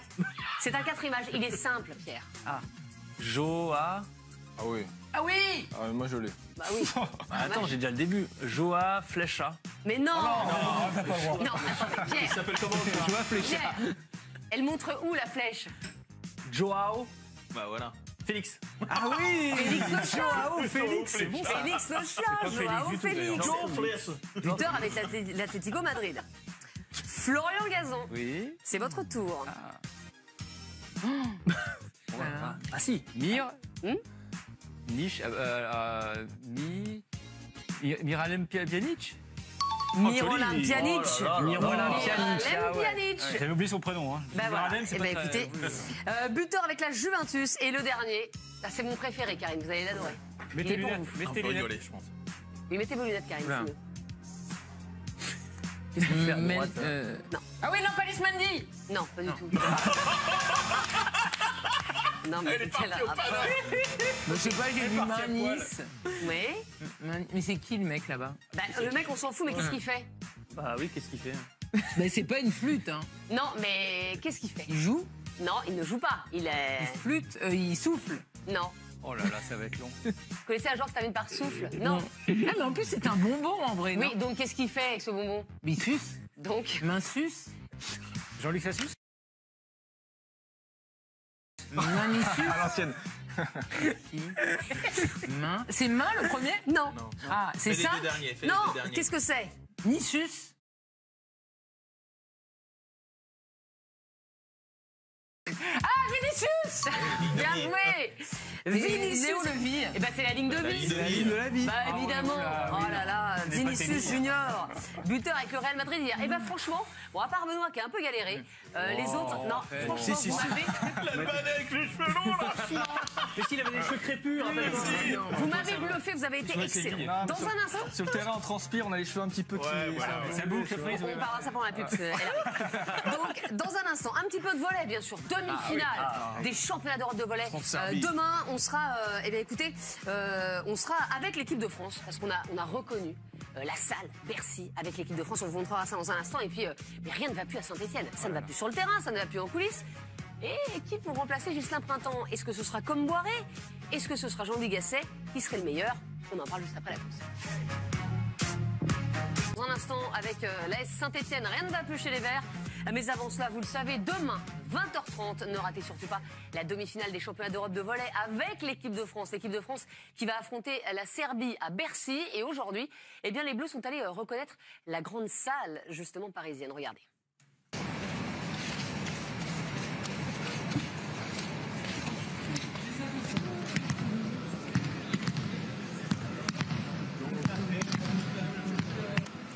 Juste pour dire que on est sur Bercy, on a toutes les lumières, l'espace à prendre en compte, trouver son service, trouver son agressivité sur le bloc. Un bon entraînement, vraiment. On a récupéré hier, on a besoin de retrouver le rythme. L'échauffement risque d'être perturbé par les essais lumière, musique, etc. Parce qu'on arrive trop tôt par rapport à leurs essais. C'est pas grave, c'est un échauffement. À partir de 5 heures, c'est un échauffement, un entraînement normal. Ensemble. Là, il y a du lourd. Et 20h30, donc demain la demi-finale donc des championnats d'Europe de volley entre la France et la Serbie. C'était les images de Pierre Esquer. Retour au foot, maintenant avec la crise à Saint-Etienne. Rien ne va plus donc sur le terrain. Saint-Etienne est 19e. Saint-Etienne a perdu hier face à Metz, Raphaël. Oui, à domicile, à Geoffroy Guichard, la défaite 1-0 face aux Messins. On va voir le but encaissé par les Stéphanois. C'était Badjik, le remplaçant du remplaçant. Ruffier n'était pas là, Moulin n'était pas là. Badjik, qui encaisse ce but. C'est Diallo qui le marque à la 18e minutes de jeu. Et donc, vous l'avez dit, Estelle, l'AS Saint-Etienne est 19e. Vous le voyez après la rencontre, plusieurs joueurs ont tenté d'aller discuter avec certains supporters. Vous voyez à l'image Kolodze Diak notamment, ou encore Beric qui était présent. Mais c'est la défaite de trop pour les supporters. Vous le voyez, c'était écrit sur cette pancarte. Et c'est compliqué sur le terrain, c'est compliqué également en coulisses. On parle d'un départ de Ghislain Printemps, l'actuel entraîneur de Saint-Etienne, sauf qu'on ne sait absolument pas qui pour le remplacer. Et pour l'instant, il n'est toujours pas parti, Ghislain Printemps. Alors, quand on lisait ce matin le journal L'Équipe, notre ami Bernard Lyon, très bien informé, nous expliquait que Cayazo pourrait lancer une profonde réforme au niveau de la direction du club, avec l'avenue d'un nouvel entraîneur correspondant, je cite, au profil d'Antoine Comboiré, et d'un nouveau directeur sportif ressemblant à celui d'Alain Roche. Mais un peu plus tard dans la journée, le président Cayazo a pris la parole et il a relancé le dossier Jean-Louis Gasset. Il nous dit « J'ai bon espoir de convaincre Jean-Louis Gasset. Il n'y a pas 36 solutions. Gasset est la solution. Je vais essayer de le convaincre. Il réfléchit, mais j'ai bon espoir. » C'est bien s'il dit non pour celui qui vient. Bah ouais. Enfin bon, bref. Alors, Gasset ou Comboiré, qui serait le meilleur choix pour la S Saint-Etienne? Flo Gazan, Comboiré, le coach idéal pour passer de relégable à barragiste. Bah, écoutez, ça suffit. Gasset, Puel, Comboiré, il a fait son trio. Voilà, en même temps. Il a bien bossé. Comboiré, ça c'est pour Pierre Niguet. Et Puel alors? Attendez, on va vous faire une liste. Mais pour l'instant, dans le papier de l'équipe, c'était Comboiré ou Gasset. Gasset ne veut pas, Comboiré ok, c'est une bonne idée pour Karim Galli. Bonne idée aussi Puel. Et RD. Raymond Domenech. Ah oui, là, je crois que ça ne sera pas possible. Là, je pense que soyons fous. C'est très mauvaise idée. Alors, trop fatigué. Je vais commencer avec Pierre Niguet. Pierre Niguet, Antoine Comboiré. Oui, parce que je trouve qu'on a tendance un petit peu, je lis un petit peu les réseaux sociaux, à dévaloriser le travail qu'Antoine Comboiré fait dans ses clubs. Certes, il est parti de Guingamp l'an passé, mais il avait quand même conduit le club à la 10e et 12e place auparavant. On peut se moquer de ce qu'il a fait à Dijon, mais ils se sont sauvés en étant barragistes. Il a fait du bon travail dans des clubs à forte tension populaire. Je pense à Lens ou au Paris Saint-Germain. Donc la pression populaire de Geoffroy Guichard, il va l'appréhender. Et je pense que Saint-Etienne, clairement, a besoin, à ce moment-là de la saison, pas forcément d'un bâtisseur. C'est pour ça que le nom de Puel me gêne un tout petit peu à ce moment de la saison. Pour moi, le timing nécessite quelqu'un qui soit plutôt un meneur d'hommes, quelqu'un qui puisse gérer les égos. Le vestiaire de Saint-Etienne est composé de joueurs expérimentés, trentenaires, les Mvila, les Cabaye, les Loïc Perrin, etc., les Cazery, les Debuchy. Et je pense qu'effectivement, Comboiré peut avoir cette poigne un petit peu pour gérer le vestiaire et faire une sorte de mission commando à court terme. J'adore Puel, mais je trouve que le timing nécessite quelqu'un qui ramène plutôt un petit peu plus de force que du jeu ou que faire... par exemple, valoriser les jeunes du centre de formation. On va voir le parcours d'Antoine Comboiré jusqu'ici, Raphaël. Oui, et Pierre l'a déjà un petit peu rappelé. On peut aussi rappeler ses débuts, ce qu'il avait fait aussi au Paris Saint-Germain, parce qu'on rappelle qu'il avait été viré du PSG sous l'ère qatari, alors que le PSG était leader du championnat de France en 2011. Et puis ça s'était bien passé également à Valenciennes entre 2006 et 2009, où il avait fait monter le club. Donc un parcours et en tout cas une expérience pour Antoine Comboiré, qui connaît très bien la Ligue 1. Alors vous, Saint-Etienne, c'est votre club, Boulogne-Trémolinas, vous militez pour un retour de Jean-Louis Gasset. Oui, bien sûr. Après, c'est pas dénigrer le travail de Comboiré, mais je pense que devant Comboiré, il y a d'autres personnes qui sont plus à même de remplacer la Saint-Etienne. Je pense notamment à Jean-Louis Gasset, qui connaît par cœur cette équipe, même s'il y a eu... Mais est-ce qu'il leur faut pas un petit coup de pied aux fesses quand même? Oui, mais Jean-Louis Gasset sait le faire. Je peux vous dire que... T'en as pris, toi? Oui, mais je peux vous dire qu'avant les matchs, quelqu'un qui vous motive, je peux vous dire que Jean-Louis Gasset a le discours qu'il faut. C'est pour ça que moi, je mise plutôt sur un Jean-Louis Gasset qui connaît très bien ses joueurs. On sait très bien que les joueurs en place aiment Jean-Louis Gasset, aiment travailler pour Jean-Louis Gasset. Et ça, c'est très important dans une équipe. Ensuite, pourquoi pas Claude Puel si jamais Jean-Louis Gasset, ça se fait pas. Claude Puel, c'est aussi valoriser les jeunes du centre de formation. Claude Puel, c'est aussi un meneur d'hommes. Alors oui, il y a des joueurs d'expérience, mais ce sont des joueurs d'expérience qui sont plutôt assez souples. Quand on sait Debuchy, quand on connaît Cabaye, ce sont des joueurs qui sont plutôt tranquilles, Loïc Perrin. Claude Puel a aussi l'expérience de la Ligue 1, il a aussi l'expérience des compétitions européennes. N'oublions pas que Saint-Etienne joue l'Europa League cette saison, donc pour moi, ce serait plutôt un bon choix, Gasset-Puel. Et après, pourquoi pas Antoine Comboiré, parce qu'on sait que lui aussi a plutôt fait de bonnes choses au Paris Saint-Germain, un petit peu moins à Dijon, mais c'est quand même un meneur d'hommes qui peut mettre un électrochoc à cette équipe de la Saint-Etienne. Et Puel, a priori, préférait plutôt une destination à l'étranger. En tout cas, c'est ce qui circulait ces derniers jours. Vous aussi, c'est plutôt Claude Puel? Ouais, Puel, parce qu'on est quand même tôt dans la saison. 7e journée. Pardon? 7e journée. Oui, 7e journée. C'est-à-dire qu'on n'est pas dans une espèce de mission où, tu sais, il faut rappeler les Duprat, les mecs comme ça, là, qui te... En 10 journées... S'il nous regarde, Pascal, il va taper. Mais non, mais c'est pas ça, il sait le faire. En plus, pour le coup, mais il sait le faire il est très bon sur ce temps court, là, la dernière ligne droite, voilà, il a les ressorts. On n'est pas là-dedans. Je trouve qu'on est dans autre chose. Il y a une confiance à restaurer, il y a un projet à retrouver aussi. Tu as aussi, s'il faut faire des ajustements, tu auras une autre fenêtre de tir qui s'appelle le mercato d'hiver, où il me semble quand même que Puel, sa connaissance du jeu, sa connaissance du football, sa connaissance de ce type quand même de structure, il a fait à peu près tous les types de taille de club, on va dire, avec à peu près tous les rôles. Manager, entraîneur, manager à l'anglaise à Leicester, manager sous contrôle. Il a entraîné Lyon, c'est peut-être un souci quand même. Ouais, enfin il est...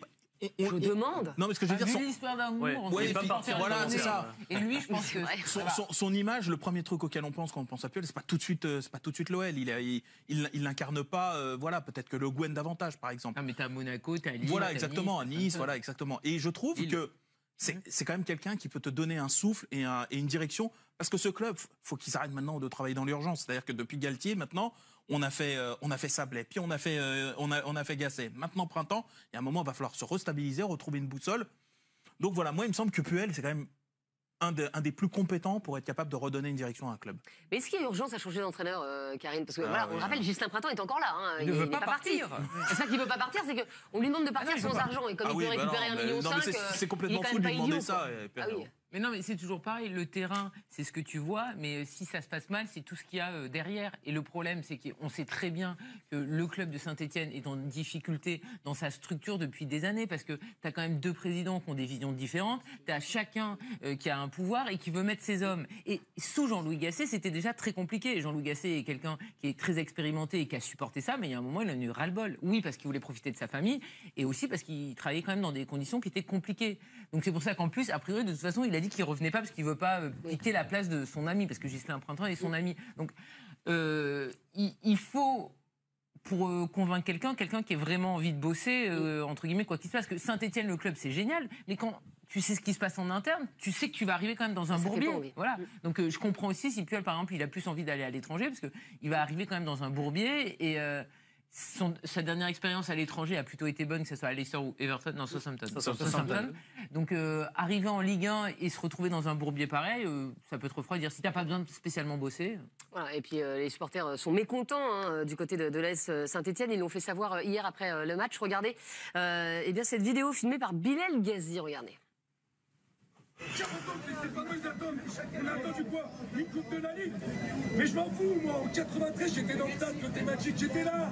Et ben, heureusement, on a pas le même âge. Mais moi, j'aurais votre âge, j'ai un peu dignité. Un peu dignité, je fais quoi, 74 ans? Prenez votre retraite. Partez, partez. Merci pour tout ce que vous avez fait, mais partez. Vous avez été Et là, il parle à Roland Romeyer, le président de Saint-Etienne. À qui on peut pas enlever, pardon, mais je vais pas le défendre, mais un attachement viscéral à un club. Donc de dire, j'ai rien contre la pression populaire et les supporters.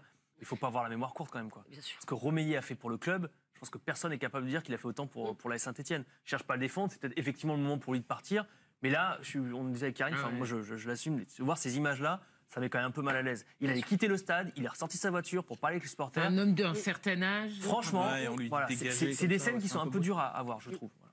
Et c'est pour ça, quel entraîneur, finalement, peut avoir envie de ce projet? Parce que c'est compliqué. On sait qu'il y a 2 présidents je veux dire, qui n'ont pas forcément les mêmes options. C'est un budget de 100 millions d'euros. Il y a 2 présidents. En fait, ça a souvent été plus folklorique que destructeur. Parce qu'on regarde l'indice de performance de Saint-Etienne depuis maintenant 7, 8, 9 ans. Presque, enfin je veux dire, depuis la période Galtier, on regarde le niveau, le classement moyen, il est quand même exceptionnel. Hein. C'est entre 4 et 5 en moyenne. Et je pense qu'il surperforme par rapport à la taille du budget à l'échelle de la Ligue 1. Donc, mine de rien, ce côté bicéphale qui nous paraît un peu complètement anachronique, qui a l'air de mener à rien, l'air de rien, de manière un peu foutraque, ça a quand même donné des résultats. Voilà, et puis t'as été adossé à une culture, à une histoire, à une base populaire.